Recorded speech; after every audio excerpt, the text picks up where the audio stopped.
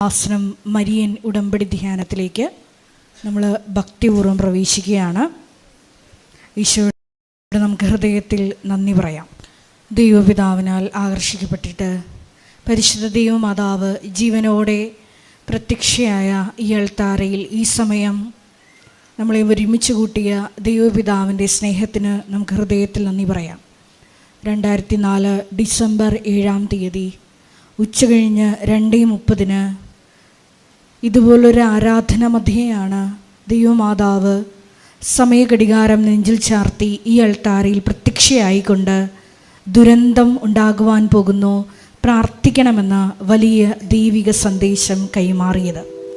ജീവിതത്തിൻ്റെ വലിയ ദുരന്തമുഖങ്ങളിലായിരുന്നു കൊണ്ടാണ് നമ്മളും പരിശുദ്ധ അമ്മ ജീവനോടെ പ്രത്യക്ഷപ്പെട്ട ഈ ആലയത്തിൽ വന്ന് മരിയൻ ഉടമ്പടി എടുത്തുകൊണ്ട് ഈശോയുടെ കരുണയ്ക്ക് വേണ്ടി ദൈവപിതാവിൻ്റെ വലിയ കരുതലിന് വേണ്ടി നോക്കി പാർക്കുന്നത്.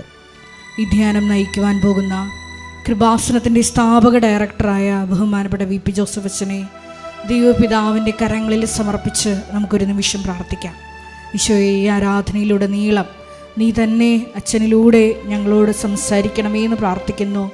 മരിയൻ ഉടമ്പടി നിബന്ധനകൾ വിശ്വസ്തതാപൂർവം ദൈവസ്നേഹത്തോടെ പാലിക്കുവാനുള്ള അധിക അഭിഷേകം ഈ ആരാധനയിലൂടെ ഞങ്ങൾക്ക് നൽകണമേ എന്ന് പ്രാർത്ഥിക്കുന്നു.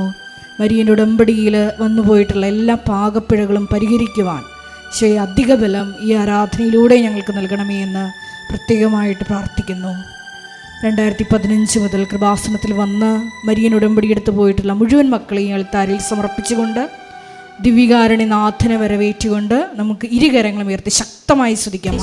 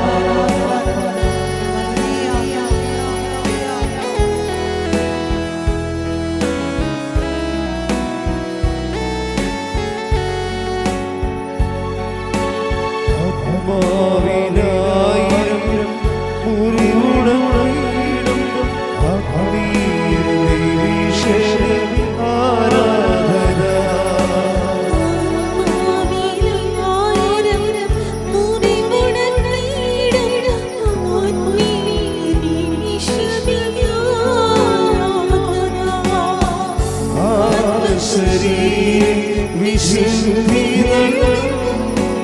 അനുഗ്രഹ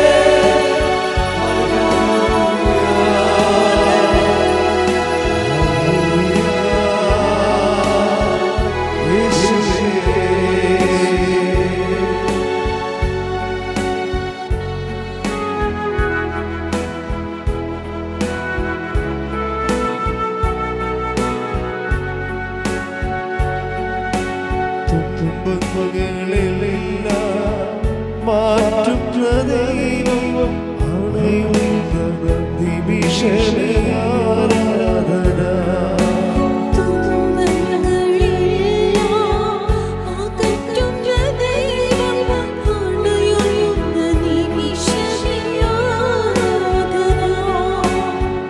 അലറുന്ന സാത്താനെ ആട്ടിയകറ്റുന്ന അനുഗ്രഹ നിമിഷമേ ആരാധന ആരാധന ആരാധന ആരാധന ആരാധന യേശുവേ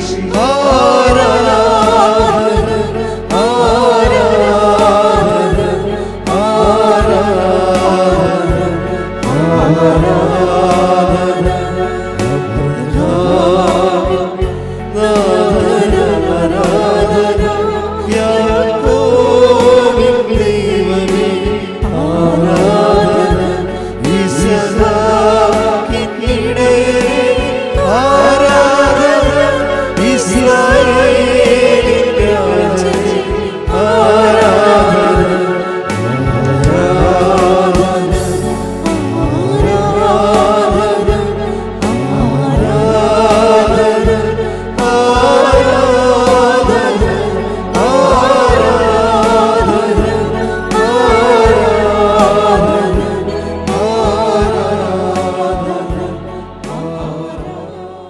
പരിശുദ്ധ പരമ ദിവ്യകാരുണ്യത്തിന് നേരവും ആരാധനയും സ്തുതിയും പുകഴ്ചയും ഉണ്ടായിരിക്കട്ടെ. പരിശുദ്ധ പരമ ദിവ്യകാരുണ്യത്തിന് നേരവും ആരാധനയും സ്തുതിയും പുകഴ്ചയും ഉണ്ടായിരിക്കട്ടെ. പരിശുദ്ധ പരമ ദിവ്യകാരുണ്യത്തിന് നേരവും ആരാധനയും സ്തുതിയും പുകഴ്ചയും ഉണ്ടായിരിക്കട്ടെ.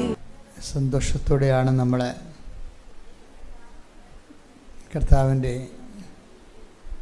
ശുശ്രൂഷകളിൽ പങ്കെടുക്കുന്നത്. നിങ്ങൾ അച്ഛന് വേണ്ടി പ്രാർത്ഥിക്കണം. നമ്മളൊക്കെ എല്ലാവർക്കും വേണ്ടി പ്രാർത്ഥിക്കണം, പരസ്പരം പ്രാർത്ഥിക്കണം. അതിൻ്റെ കാരണം ഒരു ദൈവീയ ശുശ്രൂഷയാകുമ്പോൾ ദൈവ ശുശ്രൂഷകർക്ക് അത് ശുശ്രൂഷയുടെ ഒരു അഭിഷേകം കിട്ടുന്നത് നമ്മളുമായിട്ട് ബന്ധമുള്ള കാര്യമല്ല. അതാണ് വിഷയം. ഞാൻ സംസാരിക്കുമ്പോൾ എനിക്ക് വചനം കിട്ടുന്നത് മാത്രമല്ല വിഷയം. ആ വചനം നിങ്ങൾക്ക് അനോയിൻറ്റിങ് ആകണം. വചനത്തിന് വെറുതെ വചനം പറയാം. അപ്പോൾ റേഡിയോ പ്രഭാഷണങ്ങളൊക്കെ നമ്മൾ കേൾക്കത്തില്ലേ? അതുപോലെ ടി വിയിൽ എന്തുമാത്രം പ്രഭാഷണങ്ങൾ നമ്മൾ കേൾക്കുന്നു. അതൊരു പ്രഭാഷണമൊക്കെ ദൈവവചന പ്രഘോഷണങ്ങൾ ടി വിയിലൊക്കെ കേൾക്കുമ്പോൾ അത് സ്വാഭാവികമായും നമ്മുടെ മനസ്സിലൊരു പ്രോഗ്രാമിൻ്റെ ഒരു കാര്യപരിപാടി എന്ന രീതിയിലാണ് നമ്മളത് കേൾക്കുന്നത്. സാങ്കേതികമാണ് ആ വിഷയം. അനോയിൻറ്റിങ് കിട്ടാൻ വലിയ പാടാണ്. അനോയിൻറ്റിങ് കിട്ടണമെന്നുണ്ടെങ്കിൽ ആ പറയുന്നയാളും ടി വിയിൽ സംസാരിക്കുന്നയാളും അത് എഡിറ്റ് ചെയ്യുന്നവരും അത് ബ്രോഡ്കാസ്റ്റ് ചെയ്യുന്നവരും അത് കേൾക്കുന്ന നമ്മളും എല്ലാം ഒരു ദൈവമേഖലയിലായിരിക്കണം. അതാണ് ഈ 1000 പേര് വചനം കൂടുമ്പോൾ ചിലപ്പോൾ 2 പേർക്കായിരിക്കും അഭിഷേകം കിട്ടുന്നത്. അതുകൊണ്ടാണ് ഇങ്ങനെയുള്ള സ്ഥലങ്ങളിലൊക്കെ ചെല്ലുമ്പോൾ അവരെല്ലാം എപ്പോഴും പ്രെയറായിരിക്കും. നമ്മൾ ബ്രോഡ്കാസ്റ്റിംഗ് സെൻറ്ററിലൊക്കെ ചെല്ലുമ്പോഴേ കേരളത്തിലെ ക്രൈസ്തവ ടെലിവിഷനിലൊക്കെ ഞാൻ പ്രഭാഷണത്തിലൊക്കെ പോകുമ്പോൾ ഒക്കെ മനസ്സിലാകും അവരെല്ലാം എഡിറ്റിംഗ് റൂമിലും ഇരുന്നുകൊണ്ട് എപ്പോഴും പ്രെയറായിരിക്കും അവർ. അത് വലിയൊരു കാഴ്ചയാണ് ശരിക്കും, ഭയങ്കര. കാര്യം അവർ എഡിറ്റ് ചെയ്യണതും ബ്രോഡ്കാസ്റ്റ് ചെയ്യണതും എല്ലാം പവർഫുൾ പ്രെയറിലാണ് ചെയ്യണത്. ഇതുകൊണ്ട് തന്നെ നമ്മളുമൊക്കെ എപ്പോഴും അത് കേൾക്കുമ്പോഴും ഇതുപോലെ തന്നെയായിരിക്കണം. കേൾക്കുമ്പോൾ നമുക്ക് കാര്യം ഈ ക്രിസ്തീയമായ എല്ലാ വിഷയങ്ങൾക്കും അതിൻ്റെ ഫലം ഉണ്ടാക്കുന്നത് അനോയിൻറ്റിങ്ങിലാണ്, അല്ലാതെ ഇൻഫർമേഷൻ ഡംപ് ചെയ്യുന്നതിലല്ല. നമുക്ക് യേശുക്രിസ്തുവിനെക്കുറിച്ച് എന്തെല്ലാം ഇൻഫർമേഷൻ ഉണ്ടാകാം. ആരാധനാക്രമത്തെക്കുറിച്ച് നമുക്ക് ഇൻഫർമേഷൻ ഉണ്ടാകാം. നമ്മൾ വളരെ ടാലൻറ്റഡായിട്ട് അത് ഡംപ് ചെയ്യാൻ ബാങ്ക് ചെയ്യാൻ പറ്റും. അതും അനോയിൻറ്റിങ്ങും തമ്മിൽ വ്യത്യാസമുണ്ട്. അത് രണ്ട് ഫോർമാറ്റാണ്. ഒന്ന് അറിവ് പകരുന്നു, മറ്റത് അനുഭവങ്ങൾ നൽകുന്നു. ഈ അനുഭവങ്ങളെല്ലാം വരണത് അനോയിൻറ്റിങ്ങിലൂടെയാണ് വരണത്. അഭിഷേകം ക്രിസ്തുവിനെ പോലും ലോകത്തിലേക്ക് വിട്ടത് അഭിഷേകത്തിൻ്റെ രൂപത്തിലാണ്. അഭിഷേകത്തിൻ്റെ ആളായ്മയും മാത്രമല്ല, അഭിഷേകത്തിൻ്റെ രൂപത്തിലാണ്. ഇപ്പോഴേ ഉദാഹരണത്തിന് ഇടം എന്നും പറഞ്ഞൊരു വാക്ക് ബൈബിളിലുണ്ട്. എന്താണ് ഇടം? രാവിലെ ഞാൻ കുളിച്ചുകൊണ്ടിരുന്നപ്പോൾ എൻ്റെ മനസ്സിൽ പരിശുദ്ധാത്മാവ് നൽകിയ ഒരു സംഭവമാണ്. ഇടം ഇല്ലാത്തവരുണ്ട്. ഇപ്പോൾ ഒരു വിസ റിജക്റ്റ് ചെയ്ത്, അപ്പോൾ എന്താണ് അതിൻ്റെ അർത്ഥം? എന്താണ്? ഇടം ഇല്ലെന്ന് എൻ്റെ അർത്ഥം. ജർമ്മനിയിൽ നിങ്ങൾക്ക് ഇടമില്ല. അതല്ലേ വിസ റിജക്റ്റ് ചെയ്യുമ്പോൾ ഉണ്ടാകുന്നത്. ജപ്റ്റ് ചെയ്തു, നിങ്ങളുടെ വീട്ടിൽ താമസിക്കാൻ നിങ്ങൾക്ക് ഇടം ഇല്ല എന്നാണ്. ഇങ്ങനെ ഇടമില്ലാത്ത എല്ലാ വിഷയങ്ങൾക്കും അത് ഇടം നിങ്ങൾക്ക് കിട്ടുന്നത് വരെ അതിൻ്റെ സബ്സ്റ്റിറ്റ്യൂട്ട് ഉണ്ടാവും. അതിനാണ് അനോയിൻറ്റിങ് എന്ന് പറയുന്നത്. നമുക്കത് ഫീൽ ചെയ്യത്തില്ല. കർത്താവ് ഈ വിഷയം എനിക്ക് ഇരിപ്പിടം ഒരുക്കുന്നത് വരെ ഞാൻ കർത്താവിൽ ജീവിക്കും. അത് ബൈബിളിലെ ഒരു നിലപാടാണത്. എന്താണ്? ഞാൻ നിൻ്റെ ശത്രുക്കളെ എൻ്റെ പാദപീഠമാക്കുവോളൂ നീ എൻ്റെ വലതുവശത്തിരിക്കുക. Take the word of God. സ്തുതിക്കട്ടെ. ഹല്ലേലൂയ, ഹല്ലേലൂയ, ഹല്ലേലൂയ, ഹല്ലേലൂയ. യേശുവേ നന്ദി. ഹല്ലേലൂയ, ഹല്ലേലൂയ, ഹല്ലേലൂയ, ഹല്ലേലൂയ, ഹല്ലേലൂയ.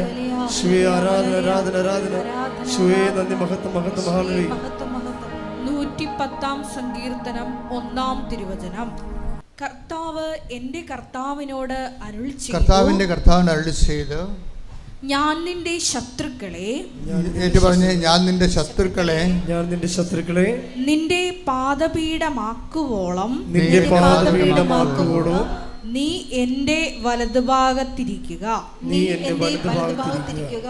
ഇപ്പം ജപ്തി നടപടി നമ്മുടെ മുമ്പിലുള്ള ഒരു നെഗറ്റീവ് സിറ്റുവേഷനാണ്. ജോലി കിട്ടണില്ല. അത് ഒരു നെഗറ്റീവ് സിറ്റുവേഷനാണ്. മോശം ഒരു കാലാവസ്ഥയാണ്. ഇപ്പം രോഗിയാണ് നീ, അത് ഒരു മോശം കാലാവസ്ഥയാണ്. അപ്പോൾ അതിൻ്റെ കർത്താവിൻ്റെ ഈ വിഷയത്തോട്, നെഗറ്റീവ് സിറ്റുവേഷനോട് കർത്താവിൻ്റെ നിലപാട് എന്താണ്? ഇത് നിന്നെ വിഷമിപ്പിക്കുന്ന, ഉത്കണ്ഠപ്പെടുത്തുന്ന, ഭാരപ്പെടുത്തുന്ന എല്ലാം നിൻ്റെ ശത്രുവാണ്. അതെന്ത് ചെയ്യും? അത് നീ കീഴ്പ്പെടുത്തരുത്. എന്താണ്? ഞാൻ നിൻ്റെ ശത്രുവിനെ എന്ന് പറഞ്ഞ്, ഞാൻ നിൻ്റെ ശത്രുവിനെ നിന്റെ പാദപീഠമാക്കുവോളം, നിന്റെ കാഴ്ചവെട്ട് ഞാനത് കൊണ്ടുവരും. ഒരു ടൈമിൽ ഈ അവസ്ഥ നീ അതിജീവിക്കും. അതിനെ കയറി നിൽക്കും നീ. അതാണ് നിന്റെ പാദപീഠമാക്കുമെന്ന്. നീ അതിനെ കീഴ്പ്പെടുത്തും. നീ അതിനെ കീഴ്പ്പെടുത്തുന്ന വരെ നീ എന്ത് ചെയ്യണം? നീ എൻ്റെ വലതു ഭാഗത്തിരിക്കണമെന്ന്. കൈയടിച്ച് ശ്രദ്ധിക്കട്ടെ. ഹല്ലേലൂയ, ഹല്ലേലൂയ, ഹല്ലേലൂയ, ഹല്ലേലൂയ. യേശുവേ ദേവദാവേ മഹത്വം, ദേവദാവേ ആരാധന.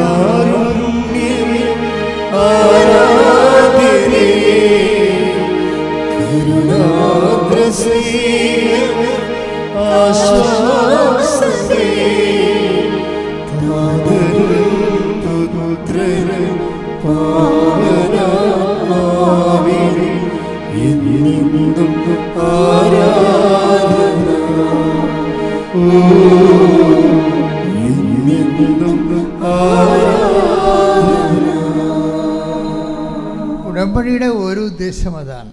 എന്താണ്? എൻ്റെ കർത്താവ് എന്നായാലും എൻ്റെ ശത്രുവിനെ കീഴ്പ്പെടുത്തും. അതുവരെ ഞാനെന്ത് ചെയ്യണം? ഞാൻ ഉടമ്പടി ജീവിച്ചുകൊണ്ട് ദൈവത്തിൻ്റെ വലത് ഭാഗത്തിരിക്കും. അതാണ് വിഷയം. അത് ഒരു നടപടിക്രമമാണ്.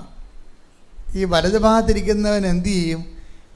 അളിഞ്ഞ മോന്തയുമായിട്ടാണ് ഇരിക്കുന്നത്. അതാണ് വിഷയം. വലത് ഭാഗത്തിരിക്കുന്നത് എന്ത് ചെയ്യും? കാറിക്കൂവി നിലയം പിടിച്ചോണ്ടിരിക്കുക. എങ്ങനെ ഇരിക്കും നിങ്ങൾ? കർത്താവിൻ്റെ വലത് ഭാഗത്തിരിക്കുന്നവർ എങ്ങനെയാണ്?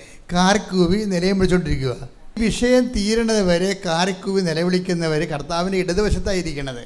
അതാ വിഷയം. അങ്ങനെ ഒരു വിഷയം ഇല്ല. സാത്താന് വേണ്ടി ഒഴിച്ചിട്ടിരിക്കുന്ന സ്ഥലമാണത്. അതുകൊണ്ടാണ് കർത്താവ് വലതു ഭാഗം എന്ന് എടുത്തു പറയണത്. ദൈവത്തിന് വലതും ഇടതും ഉണ്ടെന്നല്ല എൻ്റെ അർത്ഥം. മറിച്ചെന്താണ്? ദൈവത്തിൻ്റെ വചനമനുസരിച്ച് ജീവിക്കുന്ന ആൾക്കാരെ സൂചിപ്പിക്കാനാണ് വലതു ഭാഗവും ഇടതു ഭാഗവും ഒക്കെ പറയണത്. അല്ല ദൈവത്തിന് വലതും ഇടതും ഉണ്ടായിട്ടല്ല. ദൈവവചനമനുസരിച്ച് ജീവിക്കുന്ന നമ്മൾ അങ്ങനെയാണ് ഉടമ്പടിയിൽ പറയണത്. എന്താണ്? അവൻ പറഞ്ഞതുപോലെ ജീവിച്ചോളാം. അപ്പോൾ നമ്മൾ ഓട്ടോമാറ്റിക്കായിട്ട് എവിടെയാവും? ദൈവത്തിൻ്റെ വലതുഭാഗത്ത്. പക്ഷേ അവൻ പറഞ്ഞതുപോലെ ജീവിച്ചോളാമെന്ന് നമ്മൾ പറഞ്ഞ് ദൈവത്തിൻ്റെ വലതുവശത്ത് ഇരിക്കുമ്പോൾ, ആ വലതുവശത്ത് ഇരിക്കുമ്പോൾ ഉണ്ടാകുന്ന ഒരു ഡീസൻസി ഉണ്ട്. അത് കീപ്പ് ചെയ്യണം. നമ്മൾ എവിടെയാണ് ഇരിക്കണത് നോക്കിയിട്ട് അതിൻ്റെ ഒരു ഡീസൻസി ഉണ്ട്. ഇപ്പോൾ പള്ളി വരുമ്പോൾ പള്ളിയിൽ നിങ്ങൾ വരികയാണ്, നിങ്ങൾ നൈറ്റി ഇട്ടുകൊണ്ട് പള്ളി വരുമോ? അതാണ് പ്രശ്നം. അതിനൊരു നിങ്ങൾ അടുക്കളയിൽ കറി അരിയുമ്പോൾ നൈറ്റി ഇട്ടുകൊണ്ട് അല്ലെങ്കിൽ ചുരിദാർ ഇട്ടുകൊണ്ട് അല്ലെങ്കിൽ മോശം ഡ്രസ്സ് ഇട്ടുകൊണ്ട് നിങ്ങൾ അടുക്കള ജോലി ചെയ്യും. പക്ഷെ പള്ളി വരുമ്പോൾ നിങ്ങൾ എന്ത് ചെയ്യും? പോയി കുളിച്ച് ഒരുങ്ങി അത് കഴിച്ചിട്ടിട്ട് പുതിയ ഉടുപ്പിട്ടുകൊണ്ട് കർത്താവിൻ്റെ അടുത്ത് വരും അല്ലേ? അതാണ് സംഭവം. ആ ഡീസൻസി, ആ സ്ഥലത്തിൻ്റെ ഡീസൻസി ഉണ്ട്. ഉടമ്പടിയിൽ ആ ഡീസൻസി കീപ്പ് ചെയ്യണം.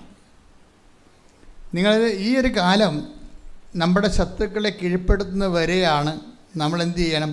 അവൻ പറഞ്ഞതുപോലെ ചെയ്തുകൊണ്ട് കർത്താവിൻ്റെ വലതുവശത്ത് ഞാൻ ജീവിക്കേണ്ട ഒരു കാലമാണിത്. ഇപ്പം കർത്താവിൻ്റെ വലതുവശത്ത് ഞാൻ ജീവിക്കുമ്പോൾ ഞാൻ എന്ത് ചെയ്യണം?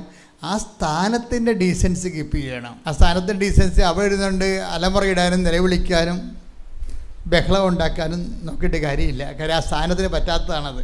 നിങ്ങൾ അവിടെ ഇരുന്ന് അലമുറ ഇടുകയും നിലവിളിക്കുകയും ബഹളം ഉണ്ടാക്കുകയും ചെയ്യണത് ആ സ്ഥാനത്തിന് പറ്റത്തില്ല. ആ സ്ഥാനത്തിന് എന്താണ്? എൻ്റെ കർത്താവ് എൻ്റെ ശത്രുവുമായി യുദ്ധത്തിലാണ്.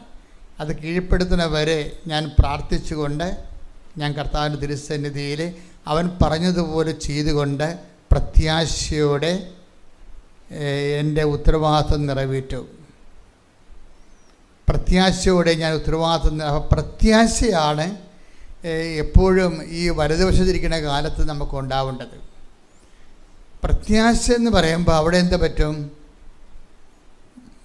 നിരാശ ഉണ്ടാകത്തില്ല. പ്രത്യാശ എന്ന് പറഞ്ഞാൽ ഉടനെ ബൈബിൾ പറയും രണ്ട് തരം പ്രത്യാശ ആൾക്കാർ സൂക്ഷിക്കുന്നുണ്ട്. ചില ആൾക്കാർക്ക് പ്രത്യാശയുടെ കൂടെ നിരാശയുണ്ട്. അത് പ്രത്യാശയായിട്ട് കൗണ്ട് ചെയ്യത്തില്ല. എന്താ കാര്യം? ബൈബിൾ എന്താ പറയണത്? പ്രത്യാശ നമ്മളെ നിരാശരാക്കുന്നില്ല. പ്രത്യാശ നിങ്ങൾക്ക് ഉള്ളതെങ്കിൽ ഇപ്പം നിങ്ങളുടെ വിസ 2ാം പ്രാവശ്യം റിജക്റ്റ് ചെയ്ത്, അപ്പം ഞാൻ ഇന്നലെ ഒരു പയ്യൻസ് വന്ന്, അപ്പം ഞാൻ 2ാം പ്രാവശ്യം റിജക്റ്റ് ചെയ്ത്, അപ്പം ഇനി എന്ത് ചെയ്യും അച്ഛാന്ന് എന്നോട് ചോദിച്ചു.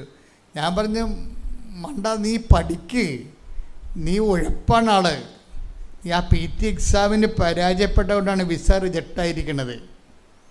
അപ്പോൾ ഒന്നെങ്കിൽ നീ PT എക്സാം കവർ ചെയ്യണം, അല്ലെങ്കിൽ നീ വിസ വേറെ മാറ്റി പിടിക്കണം. ആ രാജ്യത്തിൽ നിന്ന് വേറെ വിസയിലേക്ക് പിടിക്കണം. കാര്യം ഇവന് പോകാൻ വേണ്ടി ഒരു അനുവാദം മെസ്സേജിലുണ്ട്.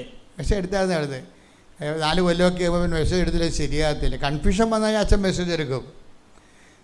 നിങ്ങൾക്കൊരു കൺഫ്യൂഷൻ വന്നാൽ ഞാൻ കറക്റ്റായിട്ട് കാര്യങ്ങൾ നിങ്ങളോട് സംസാരിക്കും. പക്ഷേ എന്താ പ്രശ്നം?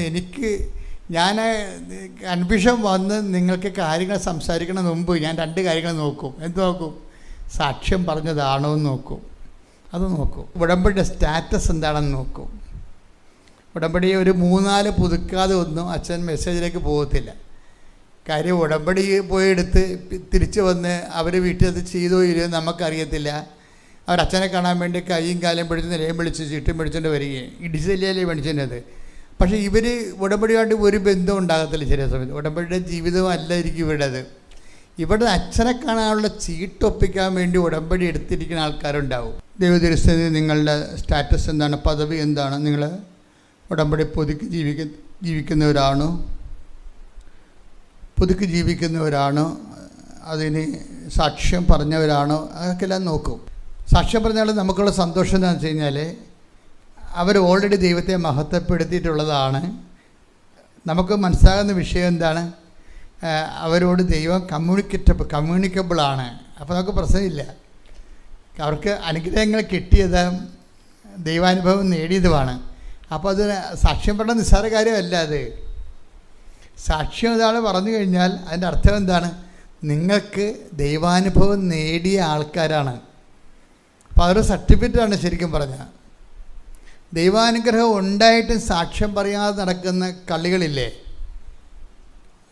ദൈവാനുഭവം ഉണ്ട്, പക്ഷെ അവർ അത് സാക്ഷ്യപ്പെടുത്തത്തില്ല. അപ്പോൾ അവർ സ്വാഭാവികമായിട്ടും അതെന്താ സംഭവിക്കണമെന്ന് വെച്ച് കഴിഞ്ഞാൽ കാലാന്തരത്തിൽ നിങ്ങൾ കെട്ടുപോകും. കാര്യം വെച്ചാൽ ദൈവത്തിന് കാര്യം ഈശോ എന്താ പറഞ്ഞത്? വിളക്ക് കൊളുത്തിക്കഴിഞ്ഞാൽ പിന്നെ എന്ത് ചെയ്യണം? അത് പീഠത്തിന്മേൽ വെക്കണം. എന്തിനാണ്? വീട്ടിലുള്ള എല്ലാവർക്കും പ്രകാശം ലഭിക്കണമെന്ന്. അതാണ്. ഇപ്പോൾ ദൈവം ഒരു അനുഭവത്തിൻ്റെ വെളിച്ചം വിളക്ക് കൊളുത്തിയാൽ അത് പിന്നെ എന്താണ്? പറയിട്ട് മൂടി വെക്കരുത്. നിങ്ങൾ മാത്രം രഹസ്യമായിട്ട് അറിയണ കാര്യമല്ലത്. അത് മറ്റുള്ളവർ വിശ്വാസത്തിലേക്ക്, വിശ്വാസത്തിൻ്റെ ദീപമാണത്. Take the word of God. വിളക്ക് കൊളുത്തിയാൽ ശ്രദ്ധിക്കട്ടെ. ഹല്ലേലൂയ ഹല്ലേലൂയ ഹല്ലേലൂയ യേശുവേ നന്ദി. ഹല്ലേലൂയ ഹല്ലേലൂയ. ലൂക്ക 11:33. ലൂക്ക 11:33.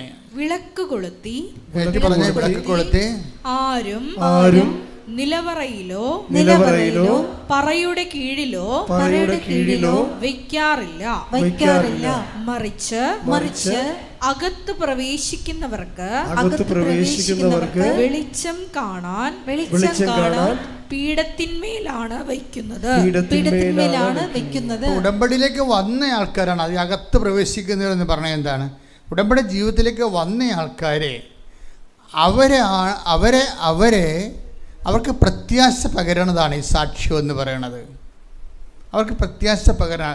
അപ്പം നിങ്ങൾ എത്രയും വേഗം പ്രാർത്ഥിക്കേണ്ടത്, കർത്താവേ ഞങ്ങൾക്ക് നിലവാരമുള്ള സാക്ഷ്യം കിട്ടണമെന്ന് പ്രാർത്ഥിക്കണം. സാക്ഷ്യം കിട്ടിയിട്ട് കാര്യമില്ല.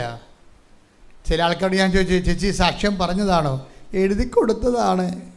എഴുതി കൊടുത്തതെന്ന് വെച്ചാൽ പറയിപ്പിച്ചില്ലെന്ന് എൻ്റെ അർത്ഥം. പറയാൻ വേണ്ടി മാത്രം ഒന്നും ഇല്ലെന്ന് എൻ്റെ അർത്ഥം. അതാണ് വിഷയം. എഴുതി കൊടുത്താണെന്ന് പറഞ്ഞു കഴിഞ്ഞാൽ നിങ്ങൾ അക്സെപ്റ്റ് ചെയ്തു എന്നേ ഉള്ളൂ. എഴുതി കൊടുക്കണം നല്ലതാണ്. അതുപോലും ഇല്ലെങ്കിൽ പിന്നെ ഞാൻ അവരോട് സംസാരിക്കത്ത് പോലും ഇല്ല. എഴുതി കൊടുത്താണെന്ന് പറയുമ്പോൾ എനിക്ക് മനസ്സിലാകും ദൈവം പതുക്കെ പ്രവർത്തിക്കാൻ തുടങ്ങിയിട്ടുണ്ട്. ഇനി ദൈവം കുറച്ചുകൂടി ഇവർ ശരിയായാൽ കർത്താവ് കൂടുതൽ പ്രവർത്തിക്കുമെന്ന്. എഴുതി കൊടുത്തിട്ടില്ലെന്ന് പറയണമെന്നുണ്ടെങ്കിൽ പിന്നെ ഇവരെ ഞാൻ ഇവിടുന്ന് ഓടിച്ചിടും. എന്താ കാര്യം? ഇവരിതിനകത്ത് കയറാനുള്ള യോഗ്യത പോലും ഇല്ല. എന്താ കാര്യം വെച്ചാൽ അവർ ഉടമ്പടി 3 പുതുക്കിയിട്ട് ഒരു സാക്ഷ്യം പോലും ഉണ്ടായിട്ടില്ലെന്നുണ്ടെങ്കിൽ ഇവർ കള്ളസാക്ഷിയായിട്ട് ജീവിക്കുകയാണ് ശരിക്കും. ഉടമ്പടിയുടെ കള്ളസാക്ഷികളുടെ എണ്ണം കൂടുതലാണ്. ഉടമ്പടിക്ക് സാക്ഷികളുമുണ്ട്. നിങ്ങൾ സാക്ഷികളല്ലെങ്കിൽ പിന്നെ എന്താണ്? കള്ളസാക്ഷികളാണ്. അതാണ് വിഷയം. കാര്യം ഇപ്പോഴും നിങ്ങൾ വരുന്നുണ്ടല്ല. എന്തുദ്ദേശത്തെ വരണേ? നിങ്ങൾക്ക് സാക്ഷ്യമില്ല, സാക്ഷ്യം നിങ്ങൾ കൈമാറിയിട്ടില്ല. പിന്നെ ആരാണ്? പിന്നെയും വരച്ച് കെട്ടി വരുന്നുണ്ട്. എന്തിനു വരുന്നത്? കള്ളസാക്ഷ്യമാണത്. അപ്പം കള്ളസാക്ഷികൾ എത്രയും വേഗം സത്യമായ സാക്ഷ്യത്തിലേക്ക് മാറണം. അവർ ഒന്ന് പ്രാർത്ഥിച്ച്, കർത്താവായ ദൈവമേ എത്രയും വേഗം എല്ലാവർക്കും സാക്ഷ്യം നൽകാനും സാക്ഷ്യങ്ങൾ എല്ലാവർക്കും വെളിച്ചം കിട്ടാനും പൊതുസാക്ഷികളായി അവരെ ഉയർത്തണമേ. ശ്രദ്ധിക്കട്ടെ. ഹല്ലേലൂയ ഹല്ലേലൂയ ഹല്ലേലൂയ ഹല്ലേലൂയ യേശുവേ നന്ദി. ഹല്ലേലൂയ ഹല്ലേലൂയ ഹല്ലേലൂയ ഹല്ലേലൂയ ഹല്ലേലൂയ. മഹത്വം ആരാധന.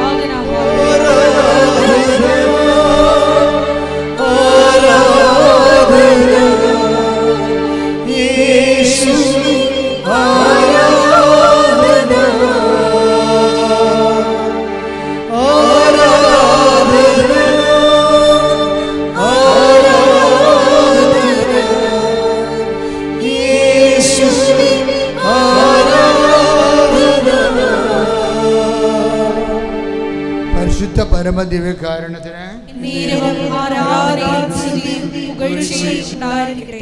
ഇന്നലെ നമ്മുടെ സിന്ധു നെൽസൺ, കൊല്ലത്തെ ഒരു പ്രേക്ഷിതയാണ് സിന്ധു നെൽസൻ്റെ ഒരു സാക്ഷ്യം ഉണ്ടായിരുന്നു. അപ്പോൾ സാക്ഷ്യത്തിൽ അവർ പറയണത് അവർ ഉടമ്പടി പുതുക്കണത് എന്തിനാണെന്നറിയാവോ? ഞങ്ങൾ ഉടമ്പടി പുതുക്കുമ്പോൾ നിയോഗങ്ങൾ വെക്കാറില്ലെന്ന്. ഭർത്താവും ഭാര്യയും ഉടമ്പടിക്കാരാ. അപ്പോൾ അവർ രണ്ടുപേരും ഒരുമിച്ചാണ് പ്രവർത്തിക്കണത്. അപ്പോൾ അവർ പറഞ്ഞു ഞങ്ങൾ ഉടമ്പടി വെക്കുമ്പോൾ നിയോഗങ്ങൾ വെക്കാറില്ലെന്ന്. അപ്പം ഞാൻ ആദ്യമായിട്ടും കേൾക്കണത് ഇത് കാര്യം. ഉടമ്പടി വെക്കുമ്പോൾ ആൾക്കാർക്ക് നിയോഗങ്ങൾ ഇല്ലാത്ത നിയോഗങ്ങളില്ലെങ്കിൽ കെട്ടിച്ചു വിട്ട മക്കളുടെ പേരക്കിടാങ്ങളുടെ നിയോഗം വരെ എടുത്ത് വെക്കണ പാർട്ടിയാണുള്ളത് ഇവിടെ. അത് വെച്ചാൽ വലിയമ്മമാർ നിയോഗം വെക്കുകയാണെങ്കിലേ ഒന്നും അവരുടെ വെക്കത്തില്ലല്ലോ, അവരുടെ വെക്കത്തില്ല. അവർ കെട്ടിച്ചു വിട്ട മക്കളൊക്കെ കാര്യങ്ങളൊക്കെയാണ് വെക്കണത്. നിയോഗം വെക്കാൻ വേണ്ടിയാണ് ഈ ഉടമ്പടി ആൾക്കാരെ പുതുക്കുന്നത്. അപ്പോൾ ഇവിടെ ഒരാൾക്കാർ പറയണത് എന്താണെന്നറിയാമോ?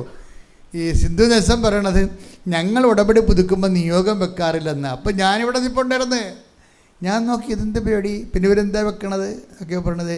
ഞങ്ങൾ വെക്കണത് ഉടമ്പടി ആൾക്കാർ എടുക്കുന്നതിന് വേണ്ടിയാണ്. മറ്റുള്ളവർ ഉടമ്പടി ജീവിതത്തിലേക്ക് വരാൻ വേണ്ടിയാണ് ഞങ്ങൾ നിയോഗമെന്ന്. അതാണ് വിഷയം. അപ്പോൾ വിഷയം മാറി, വയറ്റിപ്പഴപ്പ് മാറി, കർത്താവിൻ്റെ കാര്യത്തിലേക്ക് മാറി ഉടമ്പടി. അതാണ് വിഷയം. അപ്പം നമ്മുടെ ഉടമ്പടി ചില ആൾക്കാർ പറയും 10 പുതുക്കുക എന്നൊക്കെ പറയുമ്പോഴും എപ്പോഴും ആ വയറ്റിപ്പഴപ്പം തന്നെ കിടക്കിയിരിക്കും. അതെപ്പോഴും നമ്മൾ ശ്രദ്ധിക്കണം. ഇത് മനുഷ്യൻ്റെ വിഷയങ്ങൾ മാറിയിട്ട് ദൈവസ്നേഹം വരുമ്പോൾ പരിശുദ്ധാത്മാവ് അവരോട് പറയും, എടി അതൊക്കെ ഞാൻ ചെയ്തു തരുന്നുണ്ടല്ലോ, നീ അതൊക്കെ വാരിക്കെട്ടി എഴുതേണ്ട വല്ല കാര്യമുണ്ടോ, നീ എൻ്റെ കാര്യങ്ങൾ എഴുതാൻ പറയും. കർത്താവ് പറയും നീ എൻ്റെ കാര്യങ്ങൾ ഉടമ്പടി എഴുതാൻ പറയും. അപ്പോഴവരെഴുതും. ആത്മാക്കളെ വീണ്ടെടുക്കാൻ വേണ്ടി ഉടമ്പടി എടുക്കാത്തവർ എടുക്കുന്നതിന് വേണ്ടി നിയോഗം വെച്ചിരിക്കുക ഭർത്താവും ഭാര്യയും. അപ്പോൾ വെറുതെ ചുമ്മാ സ്റ്റൈലിനെ കൊണ്ട് നിയോഗം വെച്ചിരിക്കുകയല്ല. രസമുണ്ട്. ഇവരുടെ പരിപാടി എന്ന് വെച്ച് കഴിഞ്ഞാൽ ഭർത്താവ് നല്ല ജോലി തിരക്കുള്ള ആളാണ്. ഭാര്യയ്ക്ക് അസുഖം വന്നിട്ട് പോലും അവർക്ക് സംസാരം പോയി. അവരുടെ സംസാരം കിട്ടിയിട്ടില്ല അവർക്ക്. ഈ സംസാരം എന്താ പോയത്, ഇവരിങ്ങനെ കുറങ്ങി സംസാരത്തിട്ട് അതെന്താടി അങ്ങനെ പറ്റിയതെന്ന് പോലും ചോദിക്കാൻ അയാൾക്ക് സമയമില്ലാത്ത ആളാണ്. അല്ല വെറുതെ വീട്ടിൽ കുത്തിരിക്കണമല്ല, അയാളുടെ ജോലി ആ ടൈപ്പാണ്. ഒരു ദിവസം ഇവളുടെ സംസാരം മൊത്തം പോയപ്പോൾ ഇവളിങ്ങനെ ആംഗ്യം കാണിച്ച് ആശുപത്രിയിൽ പോകണമെന്ന്. അപ്പോൾ അയാൾ പറയണേ ഞാനോർത്ത പോലെ തൈറോയിഡ് വരുന്നില്ല നിനക്ക്, ഇപ്പം എൻ്റെ കൈയൊന്നും ഒഴിഞ്ഞിട്ട് നിന്നെ ആശുപത്രി കൊണ്ടുപോകാനിരിക്കുകയായിരുന്നെന്ന്. അപ്പോൾ ഇയാളുടെ മനസ്സിലുണ്ട് എന്തോ ഒരു കുഴപ്പമുണ്ട്, തൈറോയിഡ് ആയിരിക്കും അത്. അപ്പോൾ അതുകൊണ്ട് ഇപ്പം ഈ കേസെടുത്താൽ പിന്നെ അയാളുടെ ജോലിയെല്ലാം മുടങ്ങും.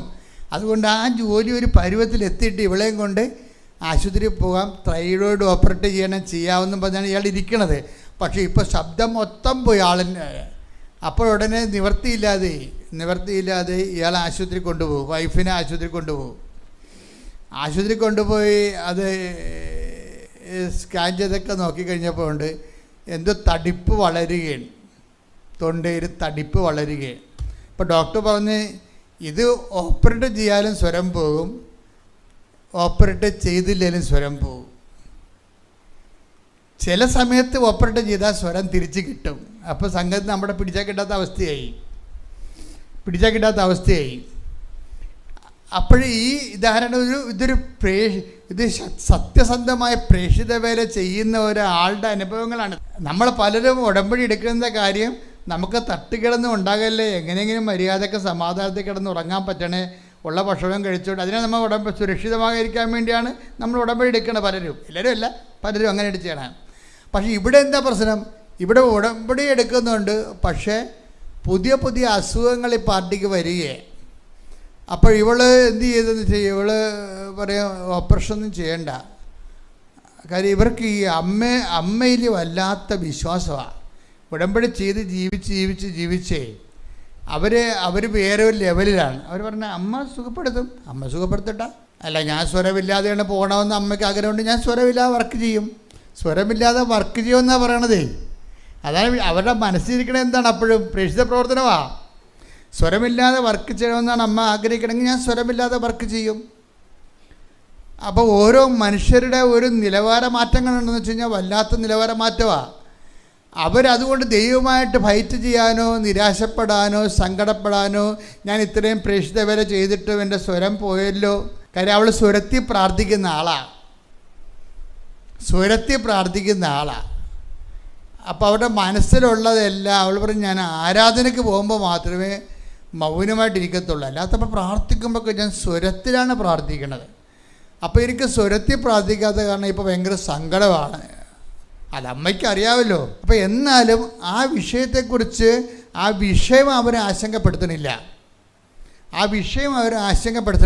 അപ്പം നിങ്ങൾ ചോദിക്കും, എന്തുകൊണ്ടാണ് ഈ ലേഡിയെ അവിടെ വിഷയം ആശങ്കപ്പെടുത്താത്തതെന്ന് ചോദിച്ചു കഴിഞ്ഞാൽ, എനിക്ക് ആധ്യാത്മികമായിട്ട് പറയാനുള്ളത്, ആ ആശങ്കയുടെ സ്ഥലത്ത് ഇവർക്ക് അനോയിൻറ്റിങ് കിട്ടിയിട്ടുണ്ട്. അതാണ് വിഷയം. ആശങ്കപ്പെടുത്തുന്നതിൻ്റെ ഇടയ്ക്ക് അവർക്ക് അനോയിൻറ്റിങ്, അവിടെ അഭിഷേകം കിട്ടിയിട്ടുണ്ട്. അപ്പോൾ ഈ സ്വരമില്ലാത്തതിൻ്റെ ഡയറക്റ്റ് ആശങ്കകൾ അവരെ സ്പർശിക്കണില്ല. അതാണ് വിഷയം. ഇത് വേറെ ഒരു ലെവലാണ് ശരിക്കും. അത് ഇതിൻ്റെ വിഷയം എനിക്ക് എപ്പോഴും തോന്നി, എൻ്റെ മക്കളെ, ഉടമ്പടിയുടെ ഏറ്റവും വലിയ റിസ്ക് എന്താണെന്നറിയാമോ? ഇപ്പോൾ നമുക്കറിയാമല്ലോ, നമ്മൾ ആയിരക്കണക്കിന് മനുഷ്യർ ഉടമ്പടി ജീവിക്കുന്നതാണ്. എനിക്ക് തോന്നിയിരിക്കുന്ന ഉടമ്പടിയുടെ ഏറ്റവും വലിയ റിസ്ക് എന്ന് പറയുന്നത്, നിങ്ങളെടുത്ത ഉടമ്പടിക്കെതിരെ ആക്ഷേപങ്ങൾ ഉന്നയിക്കപ്പെടരുത്. അത് നിങ്ങൾ ശ്രദ്ധിക്കണം. നിങ്ങളെടുത്ത ഉടമ്പടിക്കെതിരെ ആക്ഷേപങ്ങൾ ഉന്നയിക്കപ്പെടരുത്. ആരാ? മനുഷ്യനും ഉന്നയിക്കരുത്, ദൈവവും ഉന്നയിക്കരുത്. ഇതൊരു ഭയങ്കര റിസ്ക്കാണത്. നമ്മളെടുത്ത ഉടമ്പടിക്കെതിരെ ഇന്നലെ ഇവിടെ ഒരു സാക്ഷ്യം ഉണ്ടായി. ഇന്നലെ മെനിയെന്ന്. അപ്പോൾ ഞാനത് ശ്രദ്ധിച്ച്. കാര്യം അവരുടെ ഉടമ്പടിക്കെതിരെ ഇപ്പം ആക്ഷേപങ്ങൾ ഉന്നയിക്കപ്പെടുന്ന കാരണമാണ് ഇവർക്ക് സാക്ഷ്യങ്ങൾ കുറഞ്ഞു പോണത്. ആക്ഷേപം എന്ന് പറഞ്ഞാൽ എന്താ? ഇപ്പം നിങ്ങൾ ഉടമ്പടി എടുത്തെങ്കിലും നിങ്ങൾ അയൽവാസിയോട് മിണ്ടണില്ല. അപ്പോൾ അതിന് ആക്ഷേപമായില്ലേ? നിങ്ങൾ ഉടമ്പടി എടുത്തു, ഉടമ്പടിയിലാണ് നിങ്ങൾ ജീവിക്കുന്നത്. ആ ഉപ്പൊക്കെ വാരി തിന്നുന്നുണ്ട്, എണ്ണയൊക്കെ അവിടെ ഇവിടെയൊക്കെ തേക്കറുണ്ട് എന്നല്ലാതെ ഈ കലാപരിപാടി അല്ലാതെ മാന്യം മര്യാദയൊക്കെ ദൈവത്തിൻ്റെ പൈതലായിട്ട് നിങ്ങൾ കൺവേർട്ട് ചെയ്യണില്ല. പക്ഷേ ഉടമ്പടി ആൾ പഴയത് തന്നെയാണ്. ആ ഉടമ്പടി എടുത്ത ആൾ പഴയത് തന്നെയാണ്. ആ ആളിന് ദൈവവുമായിട്ട് വലിയ ബന്ധമൊന്നുമില്ല. അതാ അപ്പോൾ ദൈവം ആക്ഷേപം ഉന്നയിക്കാൻ സാധ്യതയുണ്ട് അവിടെ. അത് വളരെ ശ്രദ്ധിക്കണം. ഈ പല ആൾക്കാരും പണി വാങ്ങിച്ചിരിക്കുന്നത്, ഇവർ ഉടമ്പടി എടുത്താൽ 6 മാസം കഴിഞ്ഞാലും ആക്ഷേപങ്ങൾ ബാക്കി നിൽക്കും. അതാണ് എൻ്റെ മക്കൾ ശ്രദ്ധിക്കേണ്ടത്. ഞാൻ നിങ്ങളോട് വളരെ എളിമയോട് വിനയത്തോടെ യാചിക്കുകയാണ്. കാര്യം നിങ്ങളെ വഴക്കിട്ടിട്ട് കാര്യമൊന്നുമില്ലെന്ന് എനിക്കറിയാം. എന്താ കാര്യം വഴക്കിട്ട് കാര്യമില്ലെന്ന് പറയാൻ കാര്യം? എടാ, നിങ്ങളുടെ ഭർത്താക്കന്മാരും ഭാര്യമാരും ഒക്കെ നിങ്ങൾ കെട്ടി വന്ന കാലം പോലെ ഇതല്ലേ പരിപാടി, വഴക്കല്ലേ ഇടണത്. ഇതിന് നിങ്ങൾ വല്ല മെച്ചമുണ്ട? അപ്പോൾ ഞാനിപ്പോൾ കയറി അഡ്വാൻസ് വഴക്കിട്ട് എന്ത് കാണിക്കാൻ? ഒന്നും കാണിക്കാനില്ല. നിങ്ങളതുപോലൊരു വഴക്കായിട്ട് കണക്കാക്കും. അത്രയേ ഉള്ള സംഭവം. കാര്യം നിങ്ങൾ ഈ വഴക്ക് എന്തുമാത്രം കേട്ടിരിക്കണതാണ്. എന്നിട്ട് വല്ല മാറ്റം ഉണ്ടായ അതങ്ങനെ കിടക്കുമെന്ന് പറയും. അത്രയേ ഉള്ളൂ സംഭവം. ഇത് തന്നെയാണ് ദൈവത്തിൻ്റെ കാര്യത്തിലും വന്നിരിക്കുന്നത്. അപ്പം അതുകൊണ്ട് എനിക്ക് പറയാനുള്ളൊരു യാചന എന്ന് പറയണത്, ആക്ഷേപങ്ങൾ ഉന്നയിക്കാത്തൊരു സേഫ് സോണിലേക്ക് മാറണം. ഉടമ്പടി വിജയത്തിൻ്റെ ഏറ്റവും വലിയൊരു കാമ്പതാണ്. നിങ്ങളുടെ ഉടമ്പടിയിലേക്ക് ആരും കൈ ചൂണ്ടരുത്. എന്താണ്?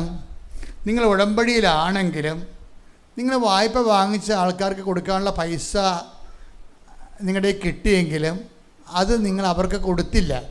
അതിന് പകരം നിങ്ങൾ അതിന് പകരം വീട്ടിൽ കാറ് വാങ്ങിക്കുകയോ എന്തെങ്കിലും ചെയ്ത്, അപ്പോൾ തന്നെ ആക്ഷേപങ്ങളായില്ലേ? അത് ആരും അറിയണില്ല. നിങ്ങൾ ഇന്ന ആൾക്കാർക്ക് പൈസ കൊടുക്കാനുണ്ടെന്നുള്ളത് നിങ്ങൾക്ക് അവർക്കും അറിയാൻ പാടുള്ളൂ.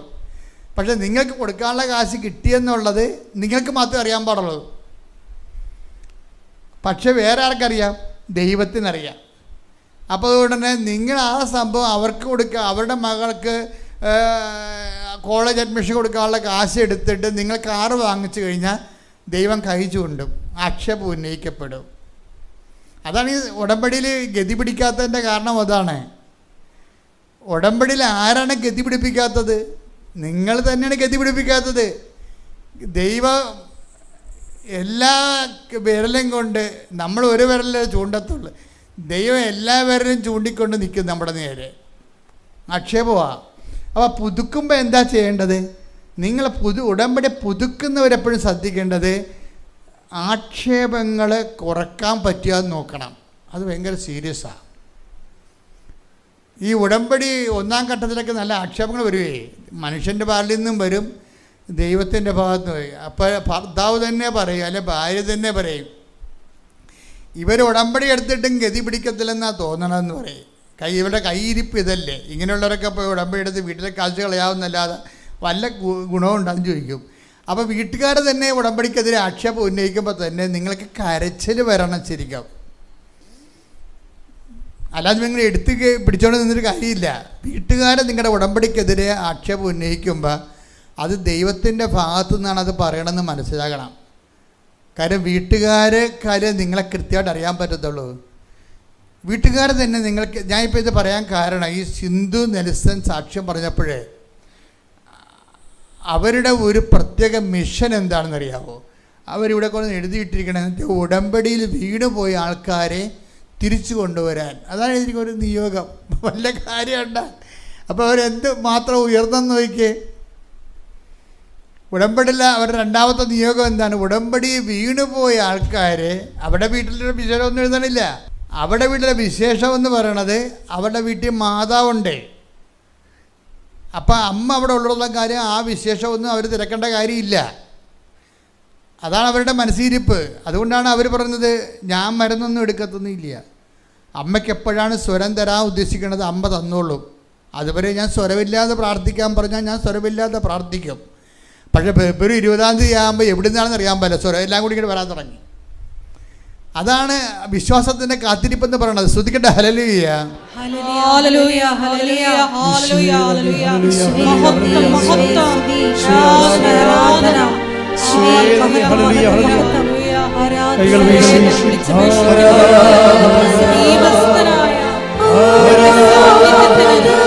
സാമീപ്യത്തിന് ദൈവിക ഇടപെടലിന് നന്ദി പറയുന്നു. Hallelujah, hallelujah.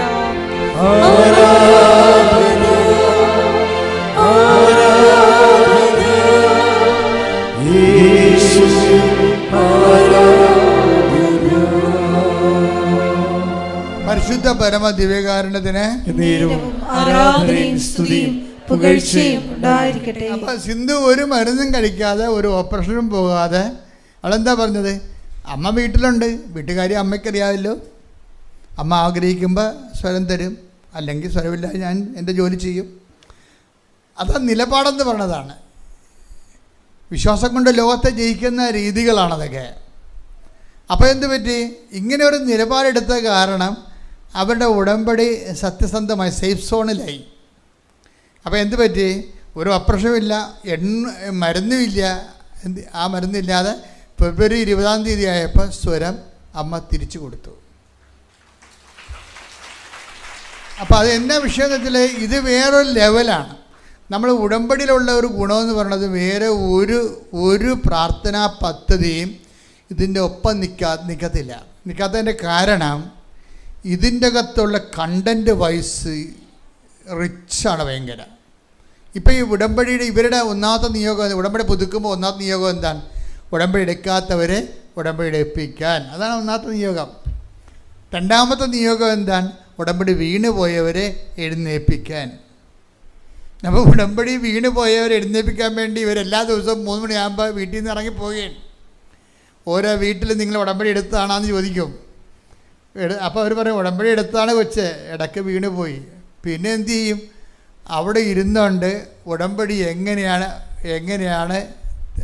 ഉടമ്പടി വീണ്ടും തിരിച്ചു വരിക, തിരിച്ചു വന്നാലുള്ള ഗുണങ്ങളെക്കുറിച്ചൊക്കെ ഇവരെ പറഞ്ഞ് മനസ്സിലാക്കും. എന്നിട്ട് അവരെ ഗ്രൂപ്പിൽ ആഡ് ചെയ്യും. ഇതൊക്കെ ആര് ഇവിടുന്ന് വല്ലതും പറഞ്ഞു കൊടുത്തതാ വല്ലതാണോ?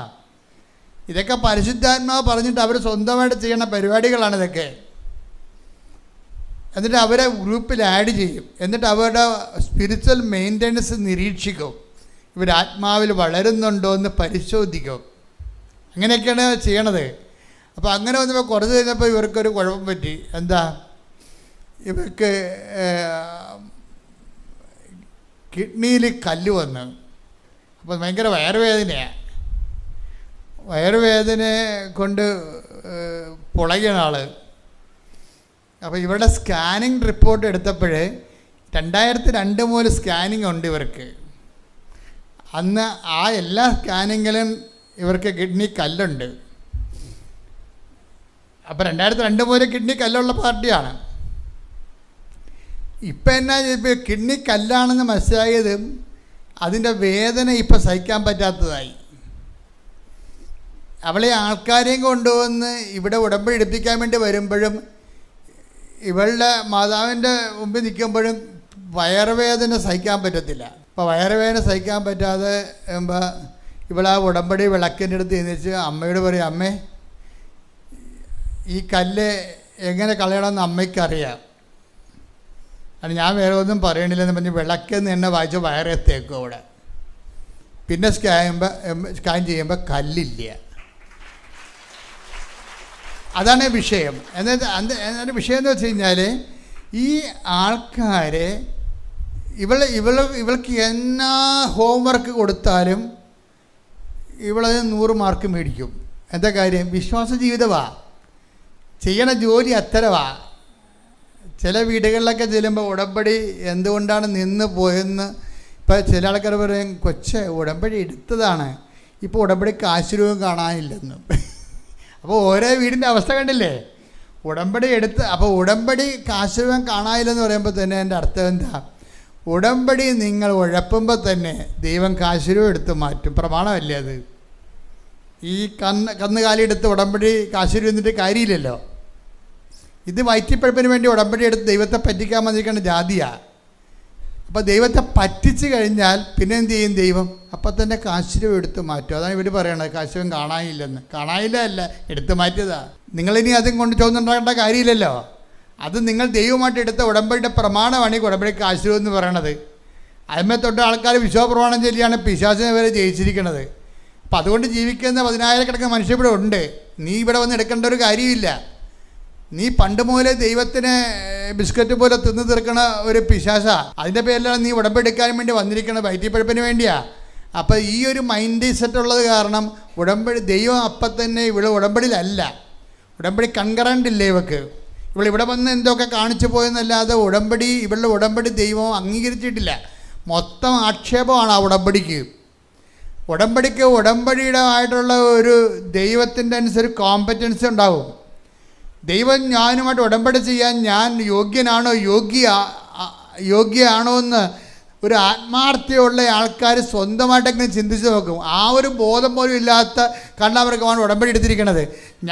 ആം a person competent person to deal with in covenant with God. അങ്ങനെ ഒരു ഡീല് കവനൻ്റുമായിട്ട് ദൈവത്തോട് ചെയ്യാൻ ഞാൻ യോഗ്യനാണെന്ന് ഒരു ബോധമുള്ളവൻ, ഒരു 10 പൈസക്ക് ബോധമുള്ളവൻ ചിന്തിക്കത്തില്ലേ? ഈ 10 പൈസയുടെ ബോധം പോലും ഇല്ലാത്ത വന്ന് ഉടമ്പടി എടുത്തിട്ടുണ്ട്. അവർ നമുക്ക് ഭീഷണിയാണ് ശരിക്കും പറഞ്ഞാൽ. കാര്യം എന്താണ്? ദൈവം ഈ ജന്മത്തിലല്ല അടുത്ത ജന്മത്തിലും അവരുടെ വീടിൻ്റെ വാതിൽക്കൽ കൂടി പോകത്തില്ല. ഈ പണ്ടാരം ഉടമ്പടി എടുത്തു കഴിഞ്ഞാൽ ബാക്കിയുള്ള ആൾക്കാർ വിചാരിക്കും അവൾ ഉടമ്പടി എടുത്തല്ലേ, അവൾക്കൊരു ഗുണമുണ്ടായില്ലല്ലോ എന്ന് ചോദിക്കും. അവളുടെ എങ്ങനെ ഗുണമുണ്ടാവും? അവളെ ഗുണം പിടിപ്പിക്കത്തില്ലല്ലോ. അവൾ അതിന് ദൈവത്തിന് വേണ്ടിയല്ലോ ഉടമ്പടി എടുത്തിരിക്കണത്. ഈ ഒരു വിഷയമുള്ളത് കാരണം ഉടമ്പടി നിങ്ങൾ ശ്രദ്ധിക്കണം. കാര്യം ഉടമ്പടി ആക്ഷേപരഹിതമായിരിക്കണം. അത് ദൈവവും നമുക്കെതിരെ ആക്ഷേപം ഉണ്ടാക്കരുത്, മനുഷ്യരും നമുക്കെതിരെ ആക്ഷേപം ഉണ്ടാക്കരുത്. പ്രാർത്ഥിക്കുക. കർത്താവായ ദൈവമേ, അങ്ങയോട് ഞാൻ ചെയ്ത ഉടമ്പടി ജീവിതം ജീവിതം കൊണ്ട് സാക്ഷ്യമാകാൻ എന്നെ സഹായിക്കണമേ. എന്റെ ഉടമ്പടികള് മനുഷ്യന്റെ മുമ്പിലോ ദൈവത്തിന്റെ സന്നിധിയിലോ ആക്ഷേപരഹിതമാകാൻ എന്നെ സഹായിക്കണമേ. അപ്പൊ ഉടമ്പടി ആക്ഷേപരഹിതമായി കഴിഞ്ഞാൽ നിങ്ങൾക്കറിയാമല്ലോ, ദൈവത്തിൻ്റെ ഏറ്റവും വലിയ ഗുണം നമുക്ക് ഒരു മനുഷ്യനെ ഇപ്പം കല്യാണം കഴിക്കാൻ വരുമ്പോഴൊക്കെ എന്ത് പറ്റി ചേച്ചി അവർ പെട്ടെന്ന് പിരിഞ്ഞല്ല എന്നൊക്കെ പറയുമ്പോൾ അവർ പറയും എൻ്റെ അച്ഛ ചക്കയാണോ ചോദിച്ചു നോക്കുക, ഞങ്ങളുടെ വീട്ടിൽ വന്ന് സംസാരിച്ചു, ഞങ്ങളും സംസാരിച്ചു, പെട്ടെന്നായിരുന്നു കല്യാണം നടത്തേണ്ടത്, അവർക്ക് സമയമില്ല, ഇനി ലീവില്ല, ഞങ്ങൾ ചെയ്തു പോയതാണ്. ഇപ്പോൾ അവന് അവിടെ പെണ്ണുണ്ട്, അവൾക്ക് അവിടെ ലൈനുണ്ടെന്നൊക്കെ പറഞ്ഞിട്ടാണ് ഇപ്പം പ്രശ്നം വന്നിരിക്കണത്. ഇതൊന്നും അന്വേഷിക്കാൻ നമുക്ക് നേരമില്ല. കാര്യം നമ്മുടെ കൈപ്പിടിയിൽ നിൽക്കുന്ന ആൾക്കാരല്ല ഇവർ, വേറെ രാജ്യത്ത് ജീവിക്കണാണ്. അത് കാരണം നമ്മൾ വീട്ടുകാരെന്ന് പറഞ്ഞ പാവ ഇങ്ങനെ എന്തെങ്കിലുമൊക്കെ ചെയ്ത് ഇങ്ങനെ കല്യാണം ഒപ്പിച്ച് കൊടുക്കുക എന്നുള്ളതല്ലാതെ 10 പേരെ വിളിക്കുക എന്നുള്ളതല്ലാതെ ഇനിയിപ്പോൾ നമ്മൾ വീട്ടുകാർ അതിനു വേണ്ടി തുനിഞ്ഞിറങ്ങിയില്ലെങ്കിലും അവരവരുടെ രീതിയിൽ പോയി ജീവിക്കും. ജീവിതം ആവശ്യത്തിനൊക്കെ എല്ലാം കഴിഞ്ഞിട്ടായിരിക്കും വന്നത് ഇവിടെ, അത് വേറെ വിഷയം. അതിപ്പോൾ ഇവരൊന്നും പറയാൻ പറ്റാത്തതുകൊണ്ട് പറയണില്ല. അപ്പോൾ ഇങ്ങനെയുള്ള വിഷയങ്ങളൊക്കെ ഉള്ളത് കാരണം പലപ്പോഴും നമ്മുടെ ജീവിതത്തിലെ ഉടമ്പടിയോട് വിശ്വസ്തത കാണിക്കാൻ നമുക്ക് പറ്റാതെ വരും. കാര്യം എന്താ? നമ്മുടെ ജീവിതത്തോട് തന്നെ നമുക്ക് വിശ്വസ്തതയില്ല. വിശ്വസ്തത ഒരു വിഷയം പോലുമല്ല. അപ്പം അതുകൊണ്ട് അങ്ങനെയുള്ള ആൾക്കാർക്ക് അനുതാപം ഉണ്ടാകാനും താമസിക്കും. കാര്യം വെച്ച് കഴിഞ്ഞാൽ ഈ കാലഘട്ടങ്ങളിൽ അനുതാപത്തിന്, ഒരു വ്യക്തിക്ക് അനുതാപം ഉണ്ടാകാൻ പഴയ കാലങ്ങളിലെ മെഷീനറിയോ ഇൻസ്ട്രുമെൻറ്റോ പറ്റത്തില്ല. കാരണം ഇൻഫിഡേലിറ്റി എന്നുള്ളത് ഈ തലമുറയുടെ ഇൻബിൽട്ടായിട്ടുള്ള സംഭവമാണ്. രാവിലെ ഒരു തവണ ലൈൻ അടിക്കും, ഉച്ചയ്ക്ക് വേറെ ഒരു ലൈൻ അടിക്കും, വേറെ മാറ്റും, അപ്പം നാളെ വേറെ ആദ്യം ലൈൻ അടിച്ചാൽ ആദ്യം തേക്കും. ഇങ്ങനെ വാക്കിലും പ്രവർത്തികളിലും ഒക്കെ മൊത്തം ഇൻഫിഡലിറ്റിയാണ്. ഇൻഫിഡലിറ്റി അവരുടെ ജീവിതത്തിൻ്റെ ഒരു ഭാഗമായത് കാരണം ഇത്രയും അവിശ്വസ്തത ജീവിതത്തിൽ, അവിശ്വസ്തത ഒരു പ്രശ്നമല്ല. സ്വന്തം നിലനിൽപ്പിന് വേണ്ടി ഓരോരോ ആൾക്കാരുമായിട്ട് ബന്ധം ചേർന്ന് ഇവർക്ക് ചെയ്യണേ എന്താണെന്ന് വെളിവില്ലാതെ വന്നിട്ടും അങ്ങനെയുള്ളൊരു ഉടമ്പെടുക്കുമ്പോഴും വിശ്വസ്തയുടെ പ്രശ്നങ്ങൾ വരും. അതെപ്പോഴും നമ്മളെ വളരെ ശ്രദ്ധിക്കണം. ഒന്ന് പ്രാർത്ഥിച്ചേ. കർത്താവായ ദൈവമേ, വിശ്വാസത്തെക്കാൾ ഉപരി വിശ്വസ്തതയാണ് ഉടമ്പടിയുടെ മുഖമുദ്രയെന്ന് മനസ്സിലാക്കി എന്റെ അനുതാപങ്ങളെ വിശ്വസ്തതയെ അടിസ്ഥാനപ്പെടുത്തിക്കൊണ്ട് അനുതാപം നൽകുന്നതിനായി എന്നെ അഭിഷേകം ചെയ്യണമേ. ശ്രുതിക്കട്ടെ. ഹല്ലേലൂയ, ഹല്ലേലൂയ, ഹല്ലേലൂയ, ഹല്ലേലൂയ. യേശുവേ നന്ദി. ഹല്ലേലൂയ, ഹല്ലേലൂയ, ഹല്ലേലൂയ. യേശുവേ ആരാധന, ആരാധന.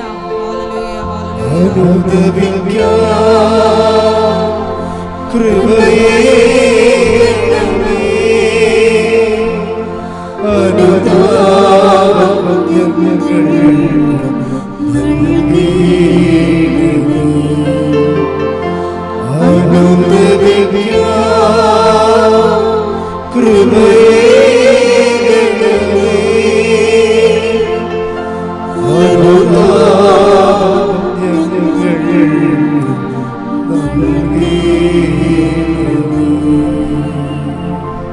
പരിശുദ്ധ പരമ ദിവ്യകാരുണ്യത്തിന് ആരാധനയും സ്തുതിയും പുകഴ്ചയും ഉണ്ടായിരിക്കട്ടെ. പരിശുദ്ധ പരമ ദിവ്യകാരുണ്യത്തിന് ആരാധനയും സ്തുതിയും പുകഴ്ചയും ഉണ്ടായിരിക്കട്ടെ.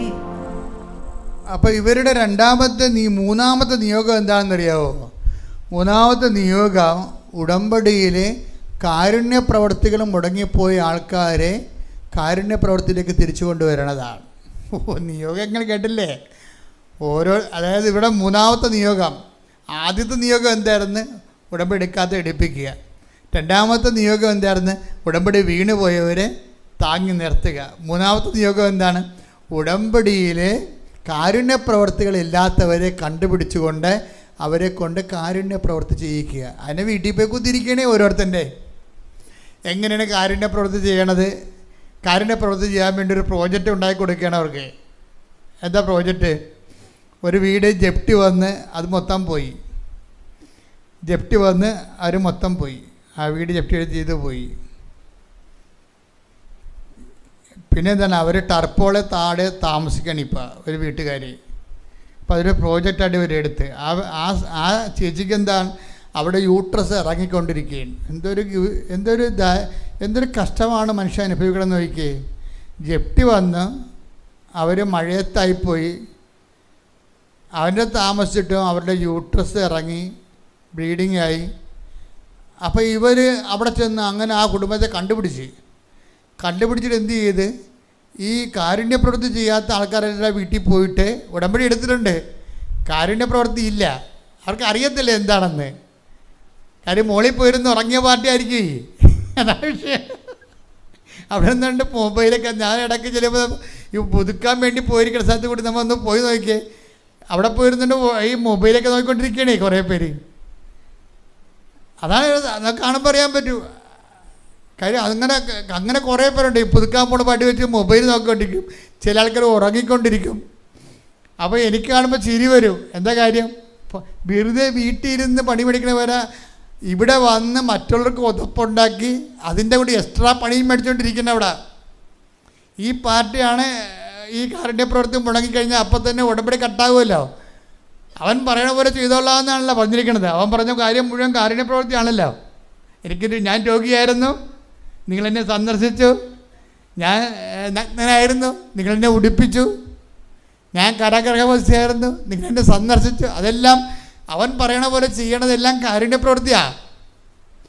ആ കാരുണ്യ പ്രവൃത്തി ചെയ്യാതെ ഇരിക്കുമ്പോൾ തന്നെ ഓട്ടോമാറ്റിക്കായിട്ട് ഉടമ്പടി പോവുകയില്ല. അപ്പം തന്നെ പിന്നെ പതുക്കെ അവസാനം മാത്രമേ ഈ ബ്രെയിൻ ഡെത്ത് പോലെയാണ് വരണത്. ഉടമ്പടിക്ക് ആശീർവം പോയാൽ ഓർക്കണം എന്താണ് ബ്രെയിൻ ഡെത്തായെന്ന് നടക്കണം. എല്ലാം അവസാനം മരിക്കണം. എല്ലാ അവയവങ്ങളും നമ്മൾ മരിക്കുമ്പോൾ ആദ്യം മരിക്കണത് എന്തായിരിക്കും? കാലായിരിക്കും മരിക്കണത് അല്ലേ? വൈദ്യശാസ്ത്രത്തിൽ അറിയാം, ഡോക്ടർമാർക്ക് ഉണ്ടല്ലോ ഇവിടെ. ആദ്യം മരിക്കണത് കാലാണ്. കാല് മരിച്ചു കഴിയുമ്പോൾ തന്നെ പിന്നീട് കുറച്ച് ഭാഗങ്ങളായിട്ട് മരിച്ച് ഹൃദയം നിന്ന് അവസാനം 10 മിനിറ്റോളം ബ്രെയിനിൽ കറണ്ട് ഉണ്ടാകും. അവസാനം ബ്രെയിനും മരിക്കും. ഇങ്ങനെയാണ് മനുഷ്യൻ മരിച്ചു തീരണമെന്ന് വിചാരിക്കണത്. അപ്പം അതുപോലെ തന്നെ കാല് മരിക്കുമ്പോൾ തന്നെ ഓർക്കുക, കാരുണ്യ പ്രവൃത്തി പോയി. കാലില്ലാതെ കാരുണ്യ പ്രവൃത്തി ഇല്ലല്ലോ. എവിടെയെങ്കിലും പോകണ്ടേ? ഞാൻ ഈ സന്ദർശിക്കാൻ പോകണമെങ്കിൽ രോഗികളെ സന്ദർശിക്കണ്ടേ? അപ്പോൾ രോഗികളെ സന്ദർശിച്ചിട്ട് കുറേ നാളായെന്ന് കേൾക്കുമ്പോൾ തന്നെ എൻ്റെ അർത്ഥം എന്താണ്? സന്ദർശനവും സഞ്ചാരവും ഒന്നുമില്ല, കാല് മരിച്ചു. ഉടമ്പടി മരിക്കണം. കാരുണ്യ പ്രവൃത്തി മരിച്ചാൽ കാല് മരിച്ച പോലെയാകും. ഒരു വ്യക്തിയുടെ ജീവിതത്തിൽ ആദ്യം മരിക്കുന്നത് കാലാണ്. കാരുണ്യ പ്രവൃത്തി മരിച്ചു കഴിഞ്ഞാൽ ഒരു മനുഷ്യൻ സഞ്ചാരിച്ച് മറ്റ് സ്ഥലങ്ങളിൽ കർത്താവെല്ലാം കാല് വെച്ചാണ് സംസാരിച്ചിരിക്കുന്നത്. ഞാൻ കാരാഗൃഹവാസിയായിരുന്നു, നിങ്ങൾ എന്നെ സന്ദർശിക്കണമെങ്കിൽ എന്ത് വേണം? കാല് വേണ്ടേ? അല്ലേ? ഞാൻ രോഗിയായിരുന്നു, നിങ്ങളെന്നെ സന്ദർശിച്ചു. അപ്പോൾ അതെല്ലാം നമ്മൾ ചെന്ന് ചെയ്യേണ്ട കാര്യങ്ങളാണ്. ചെന്ന് ചെയ്യണില്ല, വെറുതെ പ്രത്യക്ഷ പ്രാർത്ഥന ചൊല്ലി വീട്ടിൽ ഇരിക്കണമെങ്കിൽ അരക്ക് താഴെ തളർന്ന് കിടക്കണ ഈ പിശാച്. ഉടമ്പടി എടുക്കേണ്ട കാര്യമില്ല, ചെയ്യേണ്ട കാര്യമില്ല. നിങ്ങൾ വെറുതെ വിശ്വാസ പ്രമാണവും പ്രത്യക്ഷ പ്രാർത്ഥന ചൊല്ലി വീട്ടിൽ ഇരിക്കണമെങ്കിൽ അരക്ക് താഴെ തളർന്ന് കിടക്കുകയാണ്. നിങ്ങൾ കറക്റ്റ് ചെയ്തില്ല എന്നുണ്ടെങ്കിൽ ഈ ഉടമ്പടി നിങ്ങൾക്ക് തിരിഞ്ഞു കൂത്താൻ തുടങ്ങും. പ്രാർത്ഥിക്കുക, കർത്താവായ ദൈവമേ, സുവിശേഷ ശുശ്രൂഷകള് അങ്ങയോട് പറഞ്ഞതുപോലെ അങ്ങയുള്ള സ്നേഹത്തിന്റെ സാക്ഷ്യമായി ചെയ്യാൻ എന്നെ സഹായിക്കണമേ. ശ്രദ്ധിക്കട്ടെ. ഹല്ലേലൂയ.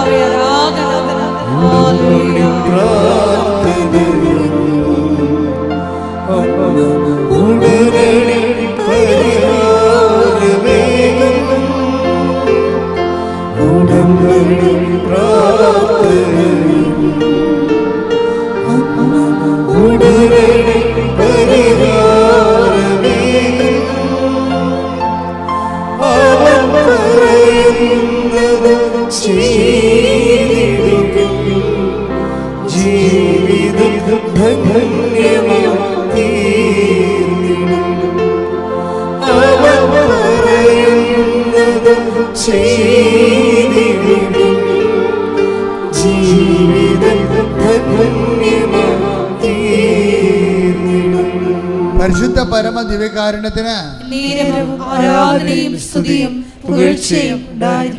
അപ്പൊ ഇങ്ങനെ ഓരോ വീടുകളിലൊക്കെ ചെല്ലുമ്പോൾ ചില വീടുകളിൽ ഇപ്പം ഈ ചില വീടുകളിൽ ചെല്ലുമ്പോൾ കാരുണ്യ പ്രവൃത്തി ഇല്ലെന്ന് പറഞ്ഞില്ലേ? അപ്പോൾ ഈ സിന്ധു ചെല്ലുമ്പോൾ ഈ കാരുണ്യ പ്രവൃത്തി ഇല്ലാത്ത ആൾക്കാർക്ക് കാരുണ്യ പ്രവൃത്തി ചെയ്യാനുള്ള വകുപ്പ് കാണിച്ചു കൊടുക്കും. അപ്പോൾ ഈ ബ്ലീഡിംഗ് ഒക്കെ പറഞ്ഞൊന്നുമില്ല ആളില്ലേ, അവരാ ഷെഡ് കെട്ടിക്കൊടുത്ത ഇവരാണ്. പിന്നെ ഒരു കൂട്ടായ്മ ഉണ്ടാക്കിയിട്ട് അവിടെ പിരിവിട്ടിട്ട് ഇവർക്ക് ആശുപത്രി പോകാനുള്ള പൈസ കൊടുക്കാം. അല്ല, ഞങ്ങളെവിടെ പോകാനാണ്? എവിടെയാണ് ആശുപത്രി? ഗവൺമെൻറ് ആശുപത്രി എവിടെയാണെന്ന് ഈ സാധനത്തിന് വേറെ എല്ലാ സ്ഥലവും അറിയാം. നാട്ടിൽ ഉടമ്പെടുക്കുമ്പോൾ എവിടെ പോകണം? ആശുപത്രി പോകണം. ഏത് ആശുപത്രി? ഗവൺമെൻറ് ആശുപത്രി. നമ്മുടെ നാട്ടിൽ ഗവൺമെൻറ് ആശുപത്രി ഉണ്ടാ? എന്തും ഓരോ ജന്മങ്ങൾ വരുന്നതേ ഭയങ്കര കഷ്ടമാണ്. ഒരു മനുഷ്യനെ മറ്റു മനുഷ്യന്മാരെക്കുറിച്ച് ഒരു വിവരവും ഇല്ലാത്ത കുറേ ജന്മങ്ങൾ. ഞാൻ പറഞ്ഞ കുറേ ആൾക്കാരിങ്ങനെ ഈ കുഞ്ഞ് പിള്ളേരൊക്കെ ഇപ്പോൾ കയറി പോകണല്ല. അപ്പം ഞാൻ ചിലങ്ങളെ കാണുമ്പോൾ എനിക്കറിയാം ഇതുങ്ങൾക്ക് മനുഷ്യന്മാർ നമ്മൾ അയൽവാസികളായിട്ട് താമസിക്കുന്ന ആരാണെന്ന് പോയി ഇതുങ്ങൾക്ക് അറിയത്തില്ല. ഇതുങ്ങൾ ഈ രാജ്യം വിട്ട് പോണത് തന്നെ നല്ലതാണ്. കാര്യം ഈ രാജ്യത്തിന് ബാധ്യതയാണ്. എന്താ കാര്യം? ഈ സ്വന്തം നാട്ടിൽ താമസിക്കുന്നത് ആരാണ്? സ്വന്തം ബന്ധുക്കളെ പോലും അറിയാൻ പറ്റില്ല, കൂട്ടുകാരെ അറിയാൻ പറ്റും. അത് ഈ വാട്സപ്പുള്ള കാരണം കുത്തിയിരുന്നോണ്ട് കൂട്ടുകാരെ വിളിക്കും. സ്വന്തം എടി അമ്മ പേരമ്മേണ്ടി വന്നത്. ആ പേരമ്മയാണ്. എന്നാണ് പേരമ്മയായതെന്ന് അമ്മ പറയുന്നത്. അമ്മയുടെ അനിയത്തി വരുമ്പോഴേ എടി പേരമ്മേണ്ടി വന്നത് ആണ്. ശ്രുതി പറ. ആ ശ്രുതി. ആ ശരി, തീർന്നു. പിന്നെ പേരമ്മ പോയി, അവൾ മൊബൈൽ നോക്കിക്കൊണ്ടിരിക്കും. ഈ സാധനം രാജ്യം വിട്ട് പോകണമാണ് നല്ലത്. ഇവിടെ കിടന്നിട്ട് വല്ല കാര്യമൊന്നുമില്ല. ഈ രാജ്യത്തിന് ഒരു മൂല്യമുണ്ട്. സാംസ്കാരിക മൂല്യമുണ്ട്, ഒരു സംസർഗ ബോധമുണ്ട്. ഈ രണ്ട് സാധനം ഇല്ലാത്ത സംഭവങ്ങളൊക്കെ പാസ്പോർട്ട് എടുത്ത് പോകണം. പോയവരെല്ലാവരും അങ്ങനെയാണെന്നല്ല ഞാൻ പറയണത്. പക്ഷേ പോയതിൻ്റെ 10% ഈ ടൈപ്പാണ്. മനുഷ്യത്വമില്ലാതെ മനുഷ്യന്മാരെ തമ്മിൽ അറിയാതെ ഈ ആൾക്കാർ ഉടമ്പടി എടുത്തിട്ട് എന്ത് കാണിക്കുമെന്ന് നിങ്ങൾ വിചാരിക്കണേ? കാര്യം ഉടമ്പടി എന്ന് പറഞ്ഞാൽ മനുഷ്യനെ അറിയണ പദ്ധതിയാണ്. മനുഷ്യന്മാരെ കണ്ടിട്ട് ഇവർ കണ്ടില്ലേ സിന്ധു ചെയ്ത കാര്യങ്ങൾ എന്താണ്? അവരെ പോയിട്ട് അവരുടെ ബ്ലീഡിങ് മനസ്സിലാക്കിയിട്ട് അതിന് അവർക്ക് ട്രീറ്റ് ചെയ്യാൻ പൈസ ഇല്ലാഞ്ഞിട്ട് ചുറ്റി നടന്ന് കാരുണ്യപ്രവർത്തി ചെയ്യാത്ത ആൾക്കാരെല്ലാം കണ്ടുപിടിച്ചിട്ട് അവർക്ക് അപ്പോൾ ഒരു വെടിക്ക് 2 പക്ഷിയാണ്. ഒരു കാരുണ്യപ്രവർത്തി ചെയ്യുകയും ചെയ്തിരുന്ന കാരുണ്യപ്രവർത്തി ചെയ്യാത്തവർക്ക് ചെയ്യാനുള്ള ഒരു അവസരവും ഉണ്ടാക്കി കൊടുത്തിരിക്കുകയാണ്. അപ്പോൾ ഇതിന് രസമുണ്ട്. ഇനി കുറച്ച് കഴിഞ്ഞപ്പോൾ ഇവർക്ക് കരളിന് ഇതിങ്ങനെ ഈ രാജ്യം വിട്ട് പോണത് തന്നെ നല്ലതാണ്. കാര്യം ഈ രാജ്യത്തിന് ബാധ്യതയാണ്. എന്താ കാര്യം? ഈ സ്വന്തം നാട്ടിൽ താമസിക്കുന്നത് ആരാണ്? സ്വന്തം ബന്ധുക്കളെ പോലും അറിയാൻ പറ്റില്ല, കൂട്ടുകാരെ അറിയാൻ പറ്റും. അത് ഈ വാട്സപ്പുള്ള കാരണം കുത്തിയിരുന്നോണ്ട് കൂട്ടുകാരെ വിളിക്കും. സ്വന്തം എടി അമ്മ പേരമ്മേണ്ടി വന്നത്. ആ പേരമ്മയാണ്. എന്നാണ് പേരമ്മയായതെന്ന് അമ്മ അനിയത്തി വരുമ്പോഴേ എടി പേരമ്മേണ്ടി വന്നത് ആണ്. ശ്രുതി പറ. ആ ശ്രുതി. ആ ശരി, തീർന്നു. പിന്നെ പേരമ്മ പോയി, അവൾ മൊബൈൽ നോക്കിക്കൊണ്ടിരിക്കും. ഈ സാധനം രാജ്യം വിട്ട് പോകണമാണ് നല്ലത്. ഇവിടെ കിടന്നിട്ട് വല്ല കാര്യമൊന്നുമില്ല. ഈ രാജ്യത്തിന് ഒരു മൂല്യമുണ്ട്. ഫൈറ്റാണ് ശരിക്കും പറഞ്ഞാൽ. ഈ ഉടമ്പടി എന്ന് പറയുന്നത് ദൈവവുമായിട്ടൊരു ഫൈറ്റാണ്. കരളിന് തടിപ്പ് വന്നു. അപ്പോൾ ഡോക്ടറിനെ കാണാൻ പോയി. ഇവരുടെ കരളിന് തടിപ്പ് വന്നിട്ട് ഫാറ്റി ലിവർ ഉണ്ടായിട്ട് ഫാറ്റി ലിവർ സിറോസിസ് ക്യാൻസറായി മരിച്ച ആളാണ്. അപ്പോഴേ ഇവൾക്കും വർഷങ്ങളായിട്ട് ഫാറ്റി ലിവർ ഉണ്ട്. അപ്പോൾ ചില ആൾക്കാർ ഫാറ്റി ലിവർ ഉണ്ടെങ്കിൽ ഡയറ്റൊക്കെ നോക്കാതെ പിന്നെയും കൊഴുപ്പും മണ്ണാങ്കട്ടൊക്കെ വലിച്ചു കയറ്റിയാണ് പിന്നെയും കുഴപ്പം ഉണ്ടാക്കുന്നത്. നിങ്ങൾ ഈ കേരളത്തിലുള്ള ഒരു 90% ആൾക്കാർക്ക് ഫാറ്റി ലിവർ ഉണ്ട് കേട്ടോ. അപ്പോൾ ടെസ്റ്റ് ചെയ്യണത് നല്ലതായിരിക്കും. ഒന്നും ടെസ്റ്റ് ചെയ്യത്തില്ല. എന്തിനാണ് ടെസ്റ്റ് ചെയ്താൽ വല്ലതൊക്കെ പിന്നെ ഭക്ഷണം കഴിക്കേണ്ടെന്ന് പറയത്തില്ലേ? അതുകൊണ്ട് ഭക്ഷണം വലിച്ചു കെട്ടാൻ വേണ്ടി ടെസ്റ്റ് ചെയ്യത്തില്ല. അവസാനം ഇരുന്ന് ചത്തുപോകും. അതല്ലേ സംഭവിക്കണത്. പോയി ടെസ്റ്റ് ചെയ്യണം. എനിക്ക് കിഡ്നിയുടെ ടെസ്റ്റ് ഉണ്ടെന്ന് എനിക്ക് അസുഖം ഉണ്ടെന്ന് എങ്ങനെ മനസ്സിലായി? എന്നോട് പരിശുദ്ധായ്മ പറഞ്ഞ് എടാ പോയി ടെസ്റ്റ് ചെയ്യണമെന്ന് പറഞ്ഞ് ഞാനെന്ത് ചെയ്യും? ഞാനെല്ലാം 3 മാസം കൂടുമ്പോഴും വെറുതെ പോയി ടെസ്റ്റ് ചെയ്യും. ഒരു കുഴപ്പമില്ലേ? ഒരു പ്രാവശ്യം ടെസ്റ്റ് ചെയ്തപ്പോൾ ക്രിയാറ്റിൻ കൂടി. ഡോക്ടർ പറഞ്ഞ് ക്രിയാറ്റിൻ കൂടിയിട്ടുണ്ടെന്ന് പറഞ്ഞ് ഞാൻ അന്ന് ടെസ്റ്റ് ചെയ്യാൻ ഞാൻ ഉണ്ടാകത്തില്ല ഇവിടെ. അപ്പോൾ ദൈവം തന്നിരിക്കുന്ന സംവിധാനങ്ങൾ നമ്മൾ ഉപയോഗിക്കണം. പിന്നെ ഈ ഭക്ഷണം മുടക്കണം എന്നൊക്കെ പറഞ്ഞാൽ വലിയ ആനക്കാര്യമൊന്നുമല്ല. കിഡ്നിയുടെ ഡയറ്റൊക്കെ ആവശ്യത്തിനുണ്ട്, കൂടുതലുണ്ട്. പിന്നെ ഇപ്പം നോൻപും വന്നിരിക്കണത്, എന്നിട്ടും ജീവിച്ചിരിക്കണില്ലേ? എന്നിട്ട് നിങ്ങളോട് സംസാരിക്കണില്ലേ? അപ്പോൾ ഈ എക്സ്ട്രാ ഡയറ്റിലാണ് നിൽക്കണത്. ഇതൊക്കെ വെറുതെയാണ്. നമുക്ക് ദൈവം ഒരു അഭിഷേകം തന്നു കഴിഞ്ഞാൽ എല്ലാത്തിനും അതിജീവിക്കാൻ കഴിയും. ശ്രുതിക്കട്ടെ ഹല്ലേലൂയ.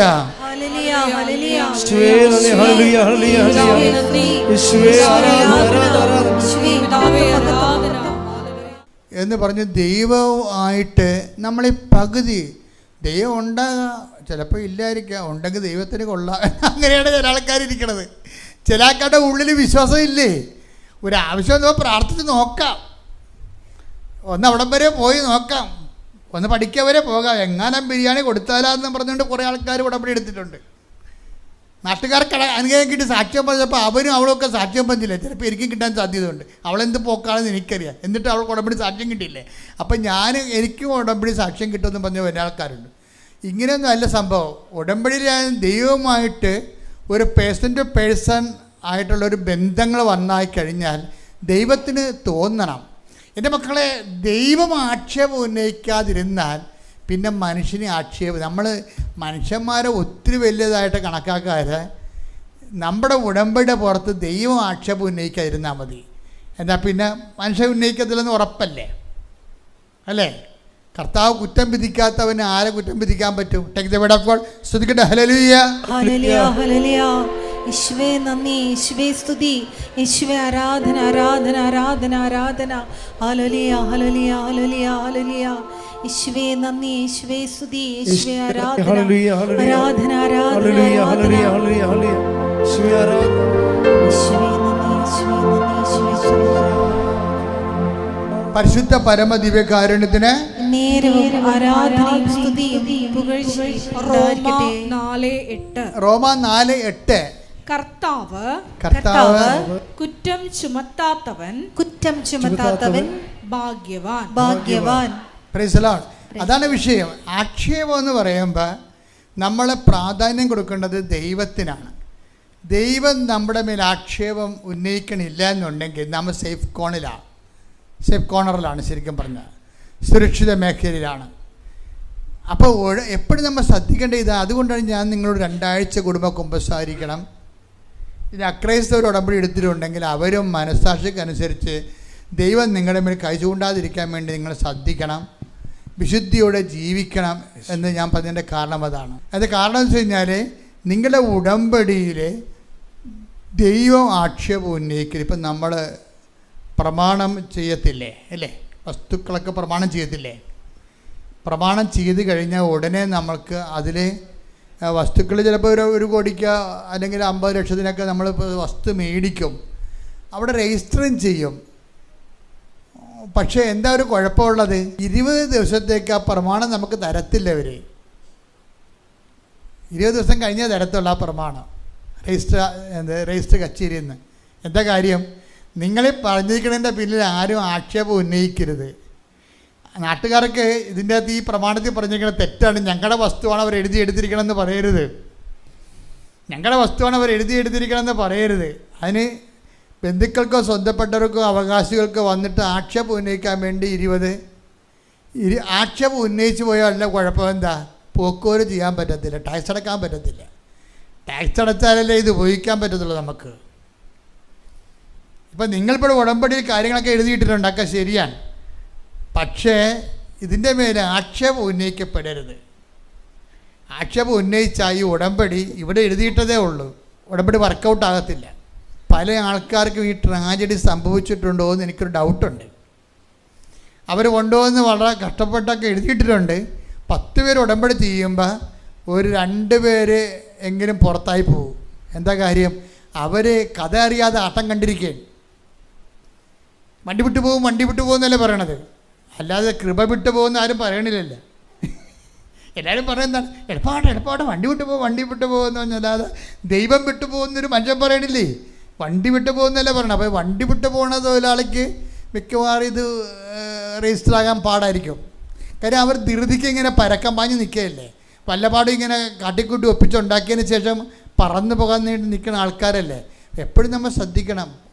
പറന്നാൽ പറക്കാത്തൊരവസ്ഥയാണിത്. ഇത് ആദ്യം ആക്ഷേപരഹിതമായിരിക്കണം.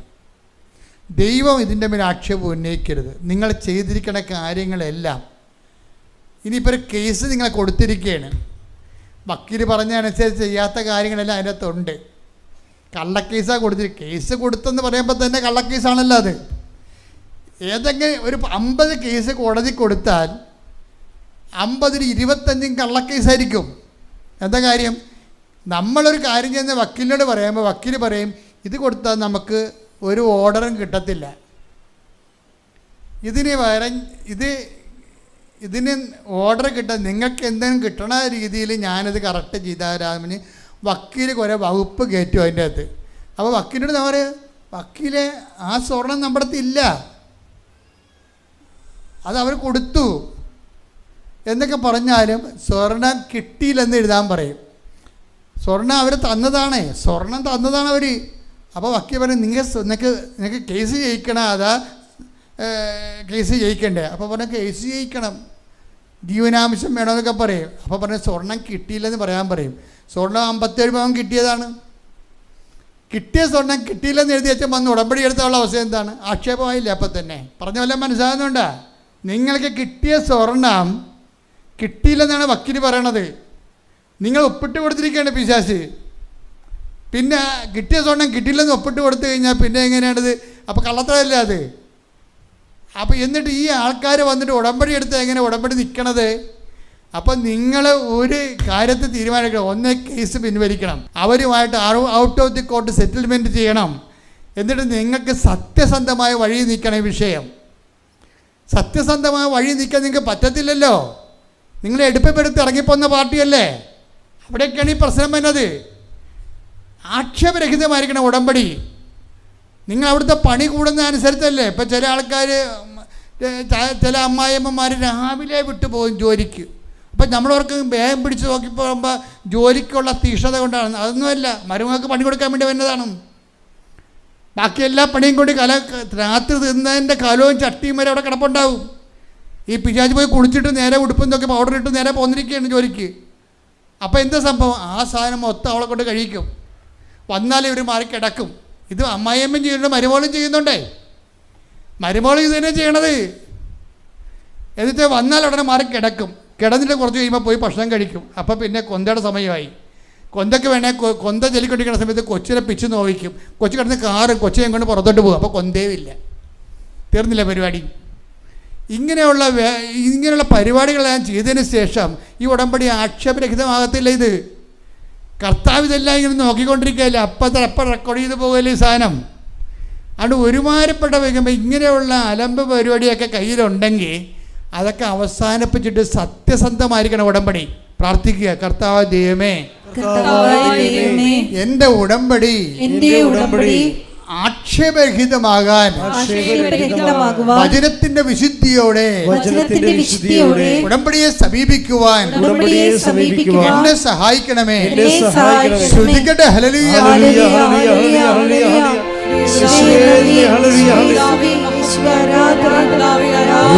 കുരിശോളം വലുതാക്കണേ,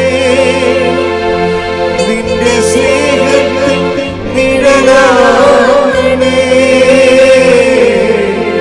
എന്നെ കുരിശോളം വലുതാക്കണേ, നിന്റെ സ്നേഹത്തിൽ നിഴലാകണേ. പരിശുദ്ധ പരമദിവ്യകാരുണ്യത്തിന് ഉടമ്പടി സിന്ധുവിൻ്റെ 5ാമത്തെ നിയോഗം എന്താണെന്നറിയാവോ? ചില വീട്ടിൽ ചെല്ലുമ്പോൾ അവർ പറയും, ഞങ്ങൾക്ക് ഉടമ്പടി എടുക്കണമെന്ന് ആഗ്രഹമുണ്ട്, പക്ഷേ ഞങ്ങളെ കൊണ്ടുപോകാൻ ആരും ഇല്ലെന്ന് പറയും. പിന്നെ എന്ത് ചെയ്യും? അങ്ങനെ കൊണ്ടുപോകാൻ ആരും ഇല്ലാത്തവരെല്ലാം ചേർത്തിട്ടൊരു ഗ്രൂപ്പ് ഉണ്ടാക്കി വണ്ടിയും വിളിച്ചും. ഇത് ഞങ്ങളാരും ഇത് അറിയണില്ല. ഇത് സാക്ഷ്യം പറയുമ്പോഴാണ് ഈ അറിയണത്. ഓരോ മനുഷ്യന്മാരുടെ ഉടമ്പടി എടുക്കേണ്ട കാര്യം പറയണേ. ഒരു വീട്ടിൽ ചെല്ലുമ്പോൾ അവർ പറയും, എൻ്റെ കൊച്ചെ പറഞ്ഞ് വീട്ടിൽ ചെല്ലാൻ എങ്ങനെയാണ്? ആ വീട്ടിൽ പോയി കുത്തിയിരുന്നിട്ട് ഈ സാക്ഷ്യമില്ല ആരൊക്കെ ഏൽപ്പിക്കും. അതാണ് വിഷയം. ഈ പത്രം കൊണ്ടുപോയി യൂട്യൂബിലെ സാക്ഷ്യമില്ല അവരൊക്കെ കേൾപ്പിക്കും. അവർ പറയും, കൊച്ചെ ഞങ്ങൾക്കും വന്ന് ഉടമ്പടി എടുക്കണമെന്ന് ആഗ്രഹമുണ്ട്, പക്ഷേ ഞങ്ങളെ കൊണ്ടുപോകാൻ ആരുമില്ല. അപ്പോൾ ഇവർ പറയും, ഞാൻ നിങ്ങളെ കൊണ്ടുപോകാം. അപ്പോൾ ചില വീട്ടിൽ ചെല്ലുമ്പോൾ പറയും, കൊച്ചേ പോണേനല്ല പ്രശ്നം, പത്രത്തിന് എടുക്കാൻ കാശില്ലെന്ന് പറയും. പത്രം എടുക്കാൻ കാശില്ല. അങ്ങനെ കുറേ ആൾക്കാരുണ്ട്, പത്രം എടുക്കാൻ കാശില്ല എന്ന് അവർക്ക് സത്യമായിട്ടില്ല. അവിടെ അന്നന്ന് വേണ്ട ആഹാരം തന്നെ ചെയ്യാൻ അവർക്ക് പറ്റണില്ല, പിന്നെയാണ് ആ കാശ്. അപ്പോൾ അങ്ങനെ വരുമ്പോൾ എന്ത് ചെയ്യും? ഇവർ തന്നെ പത്രം വാങ്ങിച്ച് അവർക്ക് കൊടുക്കും. ഞാൻ പത്രം വാങ്ങിച്ച് തരാം. അത് ഭർത്താവ് അങ്ങനെയാണ് ചെയ്യണത്. ഭർത്താവിൻ്റെ ജോലിക്കാശ് കൊടുത്തിട്ട് അതിന് പത്രം മേടിച്ച് ഈ പത്രം മേടിക്കാൻ കാശില്ലാത്തവർക്ക് കൊടുക്കുകയാണ്. ഇത് നിങ്ങൾ ചെയ്യേണ്ട ഇത്രയേ ഉള്ളൂ, നിങ്ങളിത് വിതരണം ചെയ്യണം. ഇതൊക്കെ ഞാൻ വല്ലപ്പോഴും നിങ്ങളോട് പറഞ്ഞിട്ടുണ്ടോ? ഇങ്ങനെയൊക്കെ ഒരിക്കലും ഇല്ല. പക്ഷെ മനുഷ്യന്മാർ ഇങ്ങനെ ഉടമ്പടി ചെയ്യണത്. അപ്പം അവർ ചെയ്യുമ്പോൾ എന്താ പറ്റുന്നത്? ഒരു ദിവസം ചെന്നപ്പോൾ ഇവർക്ക് ഫാറ്റി ലിവർ എന്ന് പറഞ്ഞപ്പോൾ ഡോക്ടറെ അടുത്ത് പോയി.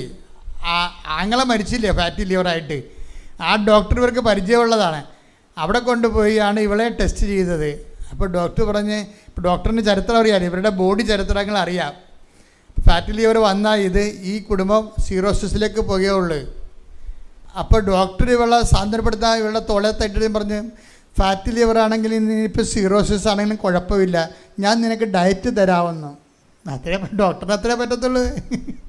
ഫാറ്റ് ലിവർ ആണെങ്കിലും കുഴപ്പമില്ല, സിറോസിസ് ആണെങ്കിലും കുഴപ്പമില്ല, ഞാൻ നിനക്ക് നല്ല ഡയറ്റ് തരാമെന്ന്, സിറോസിസിനെ കൺട്രോൾ ചെയ്യാൻ പറ്റിയ ആഹാര രീതികൾ പറഞ്ഞു തരാമെന്ന്. അപ്പോഴേ അവൾ അമ്മയോട് പറഞ്ഞ്, അമ്മേ ഡയറ്റൊക്കെ എനിക്കറിയാം, എൻ്റെ ആങ്ങളെ കഴിച്ചിട്ടുള്ളതാണ്. ഇതാ വിഷയം, ഡയറ്റൊക്കെ എനിക്കറിയാം, ആങ്ങളെ കഴിച്ചിട്ടുള്ളതാണ്. എൻ്റെ പ്രശ്നം അതല്ല, ആ ഡയറ്റ് കഴിച്ചാൽ നിൻ്റെ ജോലി ചെയ്യാൻ പറ്റത്തില്ല. അമ്മയുമായിട്ടാണ് തട്ടുപിടിക്കണത്. ഏതമ്മയാണ്? പരിശുദ്ധ അമ്മ, കൃപാസനം മാതാവ്. ഇവർ സംസാരിക്കാൻ പറ്റി ഈ ലോകത്തിലെ ഇന്ന് ഏറ്റവും കൂടുതൽ ആൾക്കാരോട് സംസാരിക്കുന്നത് ആരാ? കൃപാസനം മാതാവാണ്. ആൾക്കാർ സംസാരിക്കുന്നത് ആരോടാണ്? കൃപാസന അമ്മയോടാണ്. കാരണം ഈ കാലഘട്ടത്തിലെ ദുരന്ത ജീവിതക്കാരെല്ലാം അമ്മയടുത്താണ് വരണത്.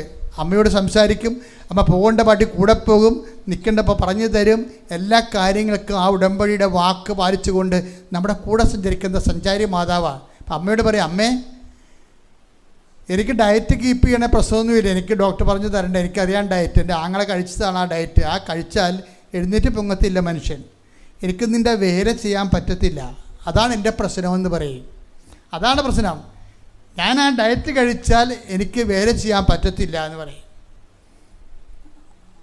അപ്പോൾ ഒരു 800 രൂപയുടെ കുറേ മരുന്ന് കൊടുക്കും. 800 രൂപയുടെ മരുന്ന് കുറിക്കും ആദ്യമേ തന്നെ. ഈ 800 രൂപയുടെ മരുന്നും കൊണ്ട് വീട്ടിൽ വന്ന് വെച്ചും കൃപാസൻ മാതാവ് എന്നോട് സംസാരിക്കും, ഈ മരുന്ന് ഞാൻ കഴിക്കുമെന്ന് അമ്മ വിചാരിക്കരുത്. അതാണ് വിഷയം. ഈ മരുന്ന് ഞാൻ കഴിക്കുമെന്ന് അമ്മ വിചാരിക്കരുത്. നിങ്ങളെ ഉള്ള മരുന്നെല്ലാം നേരത്തെ ഇവിടെ വന്ന് ചത്ത് കിടന്നിട്ട് എന്നെ പറയരുത് കേട്ടാ. അതെന്താ പ്രശ്നം വെച്ച് കഴിഞ്ഞാൽ ഇവരുടെ നിലവാരം നോക്കണം, ഇവരുടെ സത്യസന്ധത നോക്കണം. ഇവിടെ നിലവാരത്തിൽ നിങ്ങൾ എത്തിയാൽ നിങ്ങൾക്ക് ദൈവത്തോടൊന്നും പറയാം. നിലവാരത്തിൽ എത്തിയാൽ നിങ്ങളെ ഉള്ള അലപരാധി ജീവിതം എല്ലാം ജീവിച്ചിട്ട് ദൈവത്തിൻ്റെ മുമ്പിൽ അത് ഇതും പറഞ്ഞിട്ട് കാര്യമില്ല. ഇവർക്ക് പറയാനുള്ള ക്രെഡിബിലിറ്റി ഉണ്ട്. അതാണ് ഇവർ പറയണത്, ഈ മരുന്ന് 800 രൂപയുടെ മരുന്നുണ്ട് ആദ്യപടി, ഇത് ഞാൻ കഴിക്കുമെന്ന് അമ്മ വിചാരിക്കരുത്. അമ്മ സുഖപ്പെടുത്തണം. കാര്യം എന്താ? എൻ്റെ പ്രശ്നം എന്താ? എൻ്റെ പ്രശ്നം പ്രേക്ഷിത വേലയാണ് എൻ്റെ പ്രശ്നം. അതല്ലല്ലോ നിങ്ങളുടെയൊക്കെ പലരുടെയും പ്രശ്നം. നിങ്ങളുടെ പ്രശ്നം കാനഡയിൽ പോവുക, നിങ്ങളുടെയൊക്കെ പ്രശ്നം മകന് ജോലി കിട്ടുക, കെട്ടിച്ചു വിട്ട മക്കൾ പിള്ളേരുണ്ടാകണമല്ല പ്രശ്നം. ഈ പ്രശ്നം മാറിയിട്ട് ദൈവത്തിൻ്റെ പ്രശ്നം നമ്മുടെ പ്രശ്നമാകണം. അതാണ് വിഷയം. എൻ്റെ പ്രശ്നം എന്താണ്? എൻ്റെ പ്രശ്നം ഫാറ്റ് ലിവർ അല്ല. എൻ്റെ പ്രശ്നമെന്ന് പറയുന്നത് പ്രേക്ഷിത വേലയാണ്. ഞാൻ ഈ ഡയറ്റ് കഴിച്ചാൽ എനിക്ക് പ്രേക്ഷിത വേല ചെയ്യാൻ പറ്റത്തില്ല. അതുകൊണ്ട് എൻ്റെ കരൾ അമ്മയുടെ കരൾ പോലെ ആക്കിയിട്ട് ടെസ്റ്റിന് കൊടുക്കേണ്ട അമ്മയുടെ കരളാണ്. പ്രാർത്ഥനയുടെ ലെവലിൽ പോകണം, കണ്ടില്ലേ? അങ്ങനെയൊക്കെ സംസാരിക്കാനുള്ള അധികാരം വരും നമുക്ക് കുറച്ച് കഴിയുമ്പോൾ, ബന്ധം ഉണ്ടാകുമ്പോൾ. ആ ബന്ധം ഉണ്ടാകുമ്പോൾ ഇപ്പം എന്താ സംഭവിച്ചു കഴിഞ്ഞാൽ, സിറോസിസ് ആണെന്ന് ഡോക്ടർ പറഞ്ഞിട്ട് അതിന് ഡയറ്റ് കുടിക്കാതെ പറഞ്ഞ ഡോക്ടറിൻ്റെ അടുത്ത് വേറെ ടെസ്റ്റിന് പോയിരിക്കണം. ഇവിടെ ടെസ്റ്റിന് പോയപ്പോൾ എന്ത് ചെയ്യുന്നറിയാവോ? ഞാൻ ടെസ്റ്റ് ചെയ്യണ മുമ്പ് ഉടമ്പടി തൈലം കയ്യിലെടുത്തിട്ട് ഞാൻ ഉടുപ്പ് പൊക്കിയിട്ട് അതിൻ്റെ അകത്ത് എൻ്റെ ബ്ലൗസ് പൊക്കി ഇവിടെയൊക്കെ തേച്ച്, കരളിൻ്റെ ഇരിക്കുന്ന സ്ഥലത്ത് തേച്ച് എന്ന് പറഞ്ഞ് അമ്മയോട് പറഞ്ഞ് എൻ്റെ കരൾ നിൻ്റെ കരളാക്കിയിട്ട് നിൻ്റെ കരളാണ് ടെസ്റ്റിന് കൊടുക്കേണ്ടതെന്ന് പറയും. ഇത് ബന്ധമാണ് ശരിക്കും. ടെസ്റ്റ് കഴിഞ്ഞപ്പോൾ ഇതുകൊണ്ട് ഈ കരളിന് ടെസ്റ്റ് കൊടുത്ത് ടെസ്റ്റ് കഴിഞ്ഞപ്പോൾ ഒരു ഫാറ്റി ലിവറും ഇല്ല, ഒന്നുമില്ല. ഞാനെന്താ നിങ്ങളോട് പറഞ്ഞു വെച്ച് കഴിഞ്ഞാൽ, നിങ്ങൾ 2 വില്ലിക്ക് ചവിട്ടരുത്. ദൈവത്തിനെ പരീക്ഷിക്കുകയും ചെയ്യരുത്. ദൈവം നമുക്ക് പരീക്ഷിക്കാനുള്ള കളിപ്പുള്ളതല്ല, മറിച്ച് നിങ്ങൾ അവൻ പറയണ പോലെ ചെയ്തുകൊണ്ട് ദൈവസ്നേഹത്തിൽ വളർന്നിട്ട് ദൈവം നിൻ്റെ വാക്കിന് വില കൽപ്പിക്കണം. ആ രീതിയിൽ വേണം ഉടമ്പടി വളരാൻ. ദൈവം നിങ്ങളുടെ വാക്കിന് വില കൽപ്പിക്കണം. സത്യസന്ധമാണ്, വിശ്വസ്തതയാണെന്ന് കണ്ടാൽ ദൈവം ഏത് കൊച്ചു കുഞ്ഞിൻ്റെ വാക്കിന് വില കൽപ്പിക്കും. നമ്മൾ സത്യസന്ധമാണ്, വിശ്വസ്തതയാണെന്ന് കണ്ടാൽ ദൈവം ഏത് കൊച്ചു കുഞ്ഞിൻ്റെ വാക്കിന് വില കൽപ്പിക്കും. ഇങ്ങനെയാണ് കർത്താവിൻ്റെ മുമ്പിൽ നമ്മൾ വിലയുള്ളവരായി മാറണത്, ദൈവതിരുസന്നിധിയിൽ വിലയുള്ളവരായി മാറണം. അതുകൊണ്ട് ഉടമ്പടി ഒരു വാല്യൂ ആഡഡ് സുവിശേഷ പദ്ധതിയാണ്. പക്ഷേ അതിൻ്റെ കറക്റ്റ് ഫോർമാലിറ്റി ചെയ്യാൻ വേണ്ടി എൻ്റെ മക്കൾ നല്ല എല്ലാപ്പോഴും ജാഗ്രതയുണ്ടാകണം. അപ്പം നമുക്ക് എന്ത് വിഷയം, ഇപ്പോൾ ഇവർക്ക് എന്തെല്ലാം വിഷയങ്ങൾ വന്നു, ആ വിഷയത്തിനൊക്കെ ഇവരെങ്ങനെ അതിജീവിച്ചത്? ഇവർ കിഡ്നി ട്രബിൾ വന്ന്, കരളിന് പ്രശ്നങ്ങൾ വന്നു, സ്വരങ്ങൾ പോയി, എന്തെല്ലാം പ്രശ്നങ്ങൾ ഇവരുടെ പ്രേക്ഷിത പ്രവർത്തന കാലത്തിലുണ്ടായി. അതെല്ലാം അവർ തുറുപ്പിട്ട് വെട്ടണത് അവരുടെ പ്രേക്ഷിത പ്രവർത്തനം കൊണ്ടാണ് വെട്ടണത്, അവരുടെ വിശ്വാസം കൊണ്ടല്ല വെട്ടണത്, പ്രവൃത്തി കൊണ്ടാണ് വെട്ടണത്. ഞാൻ സിന്ധുവിൻ്റെ സാക്ഷ്യത്തിൽ എനിക്ക് ഏറ്റവും ഇഷ്ടപ്പെട്ടത്, എല്ലാവരും വിശ്വാസം കൊണ്ടാണ് പ്രതിരോധിക്കേണ്ടത്, വിശ്വാസം കൊണ്ടല്ല ജീവിതത്തിൻ്റെ പ്രശ്നങ്ങളെ സിന്ധു പ്രതിരോധിച്ചത് എന്താണ്? പ്രവൃത്തി കൊണ്ടാണ്. ദൈവത്തിന് അവളുടെ വിശ്വാസം സത്യമാണെന്ന് മനസ്സിലാക്കണത് അവൻ്റെ ഉടമ്പടി പുതുക്കുമ്പോൾ വെച്ച നിയോഗങ്ങളും അത് നടപ്പിൽ വരുത്താൻ വേണ്ടി അവൾ കാണിച്ചിട്ടുള്ള ത്യാഗങ്ങളും ദൈവതിരുസ്ഥൻ്റെ സത്യസന്ധതയുടെ അച്ചാരമായി മാറി. അതുപോലെ ഉടമ്പടി സത്യസന്ധമായി ചെയ്തുകൊണ്ട് നിലവാരമുള്ള സാക്ഷ്യങ്ങൾ ഉണ്ടാകാൻ ദൈവം നമ്മളെ അനുഗ്രഹിക്കട്ടെ. ശ്രുതികട്ടെ ഹല്ലേലൂയ.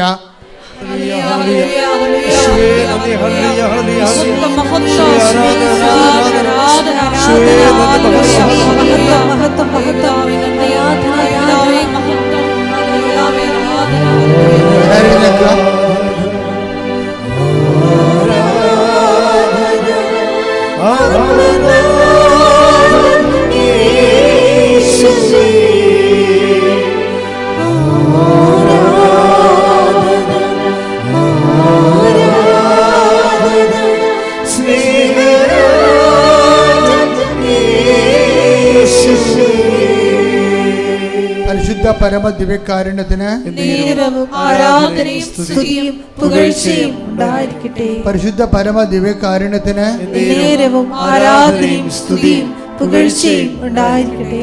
നമുക്കെല്ലാവർക്കും കൃപാസനം പ്രത്യക്ഷീകരണ മധ്യസ്ഥ പ്രാർത്ഥന ഏറ്റുചൊല്ലി പ്രാർത്ഥിക്കാം. അമ്മേ പരിശുദ്ധ അമ്മേ, ദൈവമാതാവേ, കൃപാസനത്തിലൂടെ ഞങ്ങൾക്കും ഞങ്ങളുടെ ദേശത്തിനും അമ്മ മധ്യസ്ഥം തേടി തന്ന എല്ലാ അനുഗ്രഹങ്ങൾക്കും കൃപകൾക്കും ഞങ്ങളിപ്പോൾ ഹൃദയം നിറഞ്ഞ നന്ദി പറയുന്നു. സ്തുതിച്ചു പ്രാർത്ഥിക്കാം. ഹല്ലേലൂയ, ഹല്ലേലൂയ. നാളിതുവരെ ഞങ്ങൾക്ക് ലഭിച്ച എല്ലാ കൃപകൾക്കും അനുഗ്രഹങ്ങൾക്കും നന്ദി പറയുന്നു. ഹല്ലേലൂയ, ഹല്ലേലൂയ. മഹത്വം, മഹത്വം, ആരാധന, ആരാധന. ദൈവപിതാവേ നന്ദി, പിതാവേ മഹത്വം, ദൈവപിതാവേ ആരാധന.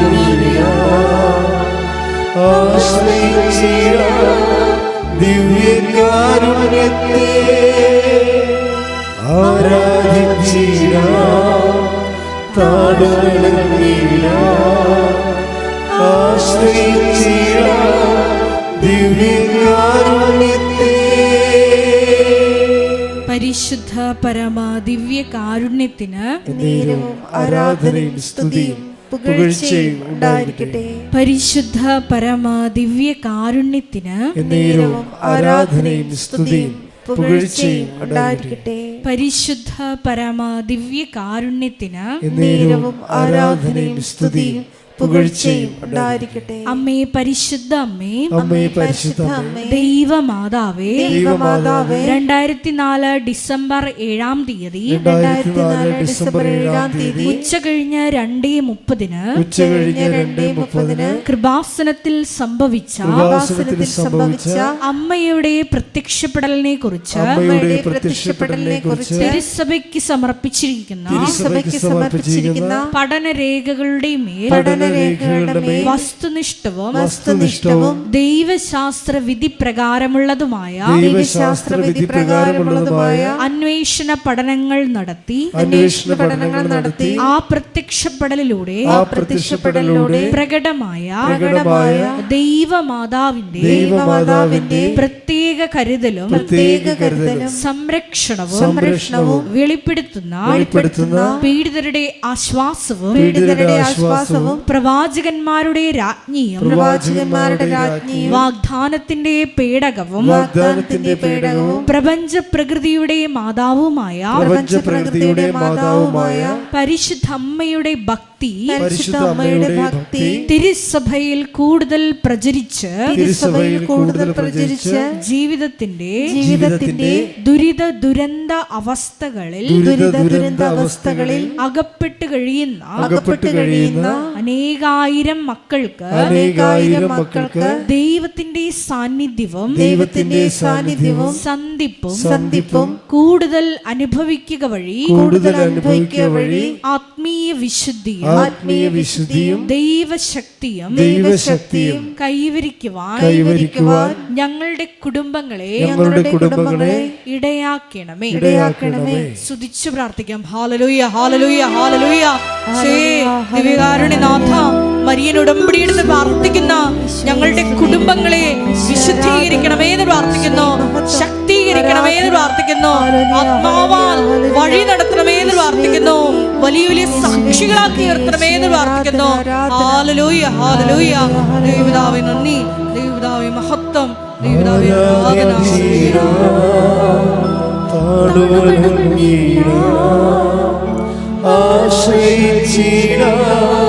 ദിവ്യകാരുണ്യത്തെ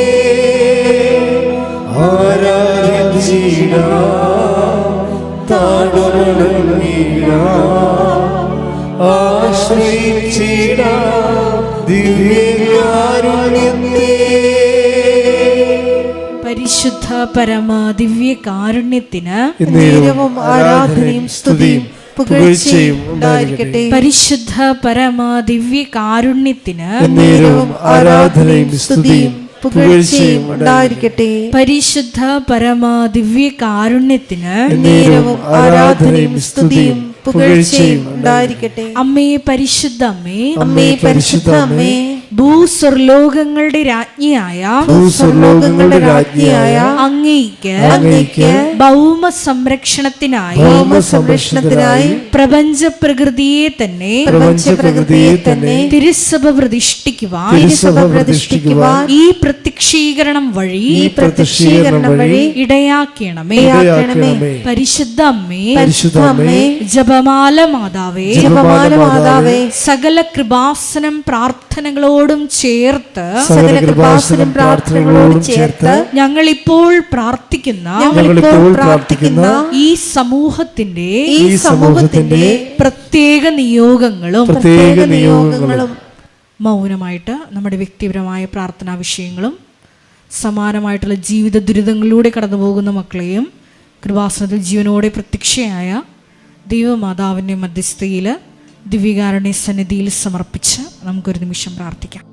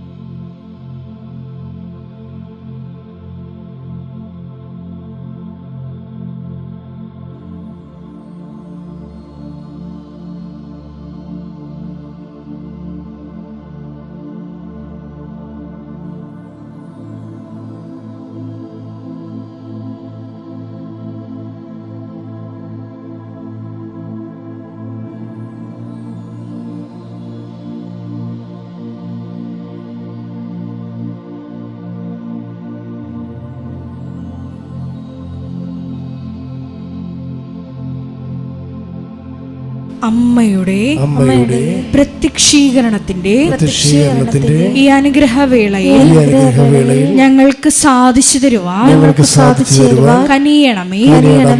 ആമേൻ. സ്തുതിച്ചു പ്രാർത്ഥിക്കാം. ഹല്ലേലൂയ, ഹല്ലേലൂയ, ഹല്ലേലൂയ.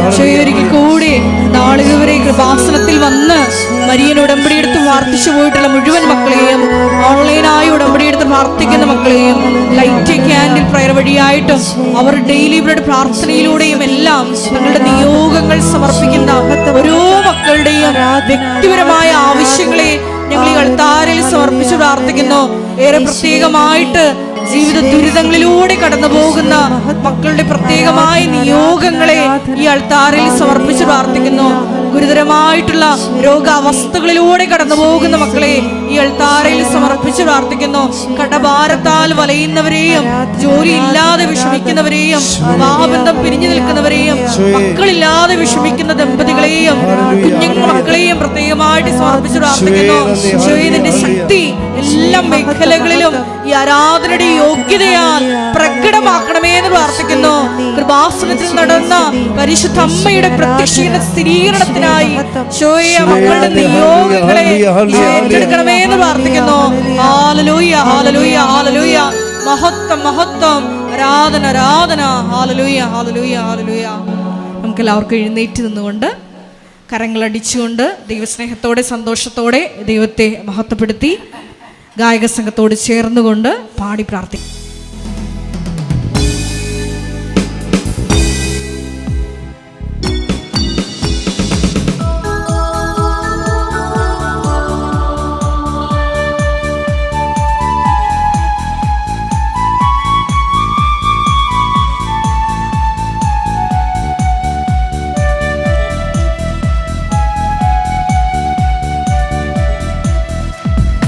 ആരാധിക്കുമ്പോൾ വിടുതൽ, ആരാധിക്കുമ്പോൾ സൗഖ്യം, ആരാധിക്കുമ്പോൾ വിടുതൽ, ആരാധിക്കുമ്പോൾ സൗഖ്യം.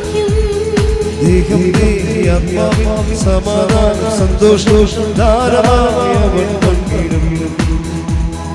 ദേഹത്തിന്റെ ആത്മാവിൽ സമാധാനം സന്തോഷം ധാരാളമായി അവൻ പങ്കിടും. ഉച്ചത്തിൽ പാടി പ്രാർത്ഥിക്കാം.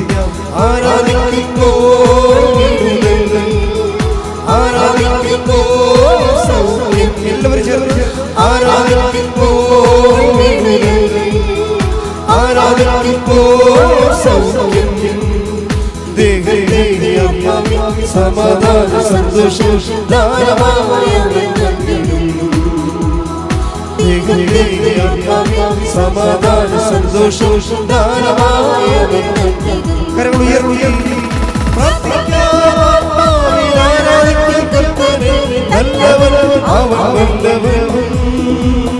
പ്രാർത്ഥിക്കാം. ആത്മാവിൽ ആരാധിക്കും കർത്താവേ, നല്ലവൻ അവൻ വല്ലവൻ. വിടുതൽ എന്ന് പ്രാപിക്കാം, വിടുതൽ എന്ന് പ്രാപിക്കാം.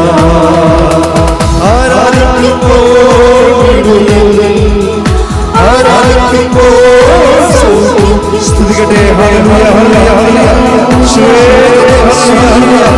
യേശുവേ ആരാധന.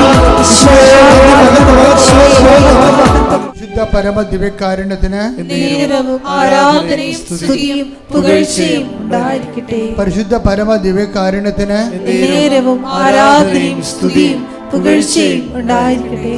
എൻ്റെ പ്രിയപ്പെട്ടവരെ, രോഗസൗഖ്യ പ്രാർത്ഥനയിലേക്ക് പ്രവേശിക്കുകയാണ് നമ്മൾ. അതുപോലെ തന്നെ ജീവിത ദുരിത സമാശ്വാസ പ്രാർത്ഥനയിലേക്ക്.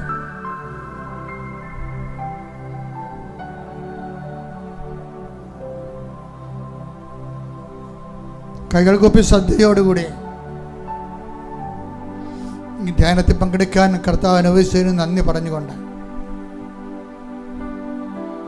കർത്താവിൻ്റെ തിരുസന്നിധി വിശുദ്ധിയോടെ ദൈവസ്നേഹത്തോടെ നമുക്കായിരിക്കാം. കർത്താവേ, നിന്റെ ഉന്നതമായ നാമത്തിന് സ്വസ്ഥം ചെയ്യുന്നു. കർത്താവേ, നിന്റെ വിശുദ്ധ പൗരോഹിത്യത്തെ മഹത്വപ്പെടുത്തണമേ. കർത്താവേ, സഭയിലുള്ള സാന്നിധ്യം പ്രകടമാക്കണമേ. 40 വർഷം ഞാൻ അർപ്പിച്ച കൃപാനയുടെ യോഗ്യതയാൽ കൃപാസ്ഥാനത്താരെ ജീവനോടെ പ്രത്യക്ഷപ്പെട്ട പരിശുദ്ധ അമ്മയുടെ മാധ്യസ്ഥത ദൈവമേ, നിന്റെ പുത്രൻ്റെ തിരിച്ചോരയിൽ നീ വീണ്ടെടുത്ത നിന്റെ അവകാശമോഹരിമാൻ ജനങ്ങൾക്ക് വേണ്ടി മോശയെപ്പോലെ അബ്രാഹത്തെ പോലെ എല്ലാ അപ്പോസ്തലന്മാരെ പോലെ യേശുക്രിസ്തുവിന്റെ നാമത്തിൽ പ്രാർത്ഥിക്കുന്ന ശ്രദ്ധിക്കട്ടെ. ഹല്ലേലൂയ ഹല്ലേലൂയ ഹല്ലേലൂയ. യേശുവേ നന്ദി. ഹല്ലേലൂയ ഹല്ലേലൂയ. യേശുവേ മഹത്വം. Hallelujah hallelujah. ആരാധന ആരാധന പിതാവേ ആരാധന. യേശുവേ നന്ദി. യേശുവേ ആരാധന.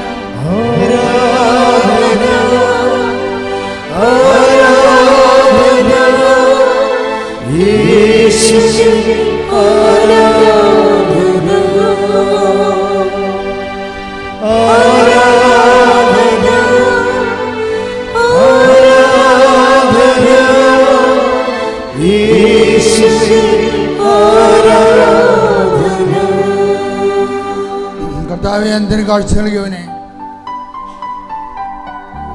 കർത്താവെ ചെകിടനെ കേൾവി നൽകിയവനെ, കർത്താവേ, ഊമന് സംഭാഷണത്തിന് നൽകിയവനെ, കർത്താവെ മഹോരോഗ്യം സുഖപ്പെടുത്തിയവനെ, കർത്താവെ തളവാരോഗ്യം സുഖപ്പെടുത്തിയവനെ, കർത്താവെ മരിച്ചവനെ ഉയർപ്പിച്ചവനെ, കർത്താവെ നിന്റെ തിരുമുറി വാർന്ന വലത് കരം, ആണിപ്പെടുതാർന്ന അത്ഭുത കരം ഞങ്ങളുടെ മക്കളുടെ ശിരസിലേക്ക് വെക്കണമെന്ന് പ്രാർത്ഥിക്കുന്നു. കർത്താവെ, ഉച്ചമുതൽ ഉള്ളങ്കാല് വരെ കർത്താവിന്റെ രക്തം പടരട്ടെ. എല്ലാ കോശങ്ങളിലും പേശികളിലും കർത്താവിന്റെ രക്തം പടരട്ടെ. മാരകരോഗങ്ങള്, തീരാവ്യാധികള്, ജീവിത ദുരിതങ്ങള്, ക്യാൻസർ രോഗങ്ങള്, സിസ്റ്റ് രോഗങ്ങള്, PCOD രോഗങ്ങള്, പിസ്തുല രോഗങ്ങള്, കർത്താവെ തൈറോയ്ഡ് രോഗങ്ങള്, കരളിൻ്റെ രോഗങ്ങള്, കിഡ്നി രോഗങ്ങള്, അസ്ഥി രോഗങ്ങൾ, അസ്ഥി ഉരുക്കത്തിൻ്റെ രോഗങ്ങള്, വാതരോഗങ്ങള്, യേശുവിൻ്റെ നാമത്തില്, യേശുവിൻ്റെ നാമത്തില് മാരക രോഗങ്ങൾ ഈശോ നാമത്തിൽ മാറിപ്പോകട്ടെ. ശ്രുതികട്ടെ. ഹല്ലേലൂയ, ഹല്ലേലൂയ, ഹല്ലേലൂയ, ഹല്ലേലൂയ, ഹല്ലേലൂയ. യേശുവേ നന്ദി, ഹല്ലേലൂയ, ഹല്ലേലൂയ. ആരാധന.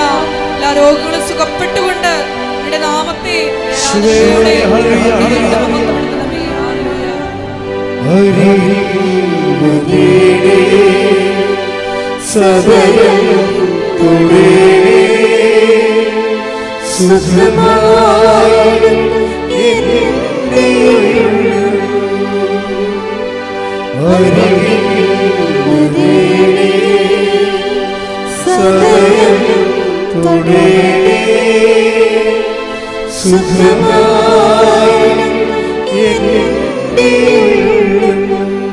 മക്കളെ, വിശപ്പ് രോഗികള്, ത്വക്ക് രോഗികള്, വെള്ളപ്പാണ്ടുള്ളവര്, ചിരങ്ങ് രോഗികള്, പൊറുക്കാത്ത വ്രണങ്ങള്, ഷുഗർ രോഗങ്ങള്, മൂലമുണ്ടായ രോഗങ്ങള്, മരുന്ന് കഴിച്ചിട്ട് അതിൻ്റെ സൈഡ് എഫക്ട്സ് മൂലം ഉണ്ടാകുന്ന രോഗങ്ങള് കർത്താവിൻ്റെ രക്തത്തെ കഴുകട്ടെ.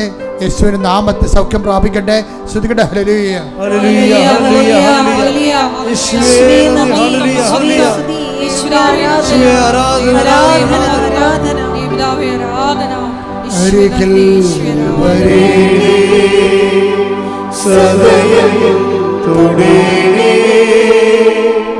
സുഖമായി പരിശുദ്ധ പരമദിവ്യകാരുണ്യത്തിന് എൻ്റെ മക്കളെ, ജപ്തി നടപടികൾ നേരിടുന്നവര്, ജോലി ഇല്ലാത്തവര്, ജോലി നഷ്ടപ്പെട്ടവര്, യുദ്ധക്കെടുതിയുടെ ഭവിഷ്യത്ത് അനുഭവിക്കുന്നവര്, ഇത്രയും വേഗം യുദ്ധം അവസാനിപ്പിച്ചുകൊണ്ട് സമാധാന ലോകം തിരിച്ചു വരുന്നതിന് വേണ്ടി ശ്രുതിക്കട്ടെ. ശ്രുതികട്ടെ. ഹല്ലേലൂയ, ഹല്ലേലൂയ, ഹല്ലേലൂയ.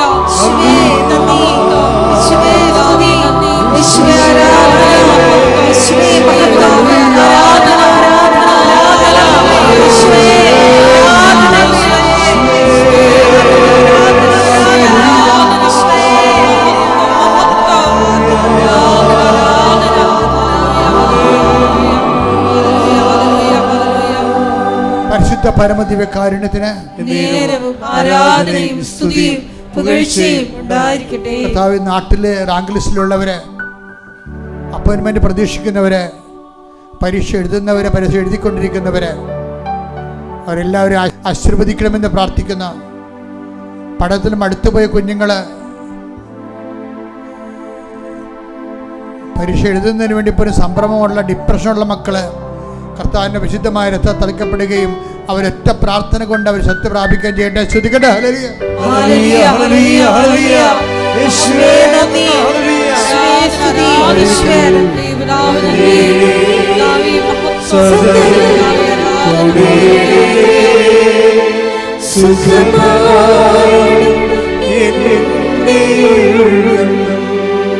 യാത്രയിലിരിക്കുന്നവര്, യാത്ര ചെയ്യാൻ പോകുന്നവര്, യാത്രയ്ക്ക് തടസ്സം വന്നിട്ടുള്ളവര്, വിസ വന്ന് പക്ഷെ ടിക്കറ്റ് വന്നില്ലെന്ന് പറയുന്നവര്, വിസ പുതുക്കി കിട്ടാത്തവര്, വർക്ക് പെർമിറ്റ് പുതുക്കി കിട്ടാത്തവര്, വീട്ടു തടങ്കിൽ കഴിയുന്നവര്, അവരുടെ മേലെല്ലാം കർത്താവിൻ്റെ രക്തം പടരട്ടെ. യേശുക്രിസ്തു ഉന്നതമായ നാമത്തിൽ അവിടെ അടഞ്ഞുപോയ വാതിലുകൾ യേശുക്രിസ്തു നാമം തുറക്കപ്പെടട്ടെ. ശ്രുതികട്ടെ.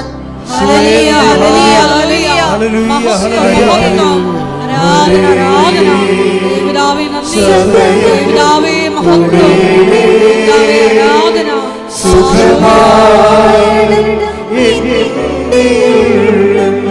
വിവാഹം ഒത്തുവരാത്തവര്, വിവാഹം താമസിക്കുന്നവര്, വിവാഹ കോടതിയിൽ കേസ് കിടക്കുന്നവര്, കേസുണ്ടായിട്ട് ഒരുമിച്ച് താമസിക്കാൻ ആഗ്രഹിക്കുന്നവരെ കർത്താവിന് കൃപ ചൊരിയട്ടെ. മക്കളില്ലാത്തവര്, ആ ട്രീറ്റ്മെൻറ്റ് എടുക്കുന്നവര്, അതിനുവേണ്ടി ഉടമ്പടി എടുത്തിട്ടുള്ളവരുടെ മേലെല്ലാം സാക്ഷ്യം പറയാൻ അവരെ ദൈവം അനുഗ്രഹിക്കട്ടെ. ശ്രദ്ധിക്കട്ടെ. ഹല്ലേലൂയ ഹല്ലേലൂയ ഹല്ലേലൂയ ആരാധന പിതാവേ നന്ദി പിതാവേ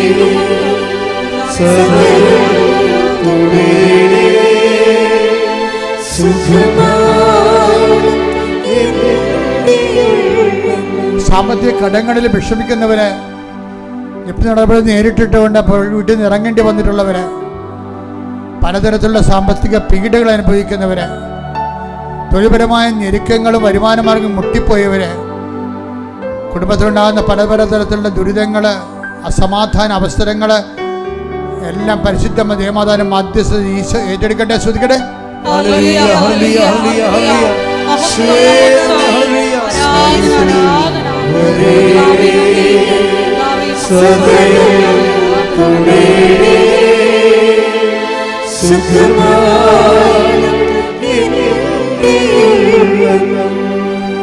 എല്ലാവരും മുട്ടേ നിൽക്കുക, കൈകൾ കൂപ്പി മൗനമായി പ്രാർത്ഥിക്കുക, വ്യക്തിപരമായ ആവശ്യങ്ങൾക്ക് വേണ്ടി പ്രാർത്ഥിക്കുക.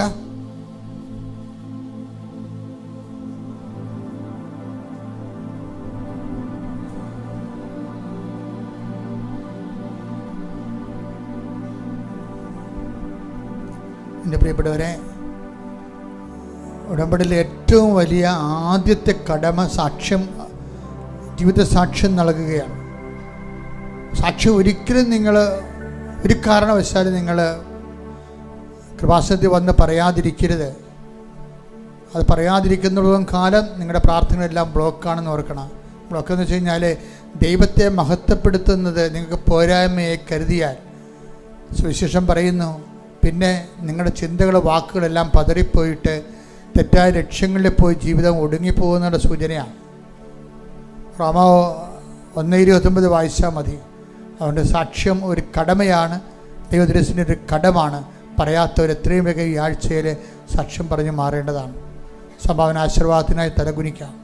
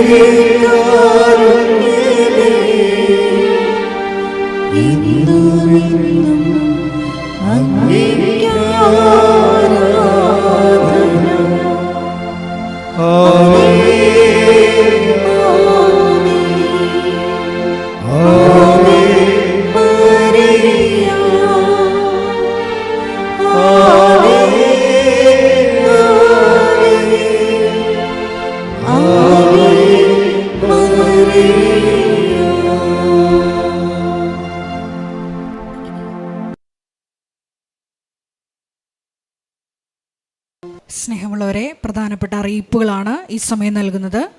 കൃപാസനത്തിൽ എല്ലാ ദിവസവും മരിയൻ ഉടമ്പടി എടുക്കാനും പുതുക്കാനുമുള്ള അവസരം ഉണ്ടായിരിക്കുന്നതാണ്. അതുപോലെ തന്നെ എല്ലാ ദിവസവും രാവിലെ 10:30 ഇംഗ്ലീഷ് മരിയൻ ഉടമ്പടി ക്ലാസ്സും ഉച്ചകഴിഞ്ഞ് 1:30 ഹിന്ദി മരിയൻ ഉടമ്പടി ക്ലാസ്സും രണ്ടാം ചൊവ്വാഴ്ചകളിൽ തമിഴ് മരിയൻ ഉടമ്പടി ക്ലാസ്സും രാവിലെ 10 മണിക്ക് ഉണ്ടായിരിക്കുന്നതാണ്. കൃപാസനത്തിൽ സമർപ്പണ ജീവിതം നയിക്കാൻ ആഗ്രഹിക്കുന്ന യുവതികൾ, +2 ഡിഗ്രി പാസ്സായ കുട്ടികൾ 82 81 29 75 11 എന്ന വാട്സപ്പ് നമ്പറിൽ ബന്ധപ്പെടുക. അതുമല്ലെങ്കിൽ apparitionmissionaries@gmail.com എന്ന ഇമെയിൽ അഡ്രസ്സിൽ കോൺടാക്റ്റ് ചെയ്യുക. കൃപാസനം പത്രം 23 ഭാഷകളിൽ ലഭ്യമാണ്. നിങ്ങൾ ആയിരിക്കുന്ന ഇടങ്ങളിൽ ഏത് ഭാഷ കൊടുത്താൽ ദൈവജനത്തിന് ഏറ്റവും പ്രയോജനകരമാകും എന്നുള്ള ഭാഷകളാണ് ഉടമ്പടി എടുക്കുന്ന സഹോദരങ്ങൾ വാങ്ങിച്ചുകൊണ്ട് പോകേണ്ടത് എന്നുള്ള കാര്യം സ്നേഹപൂർവ്വം ഓർമ്മപ്പെടുത്തുന്നു.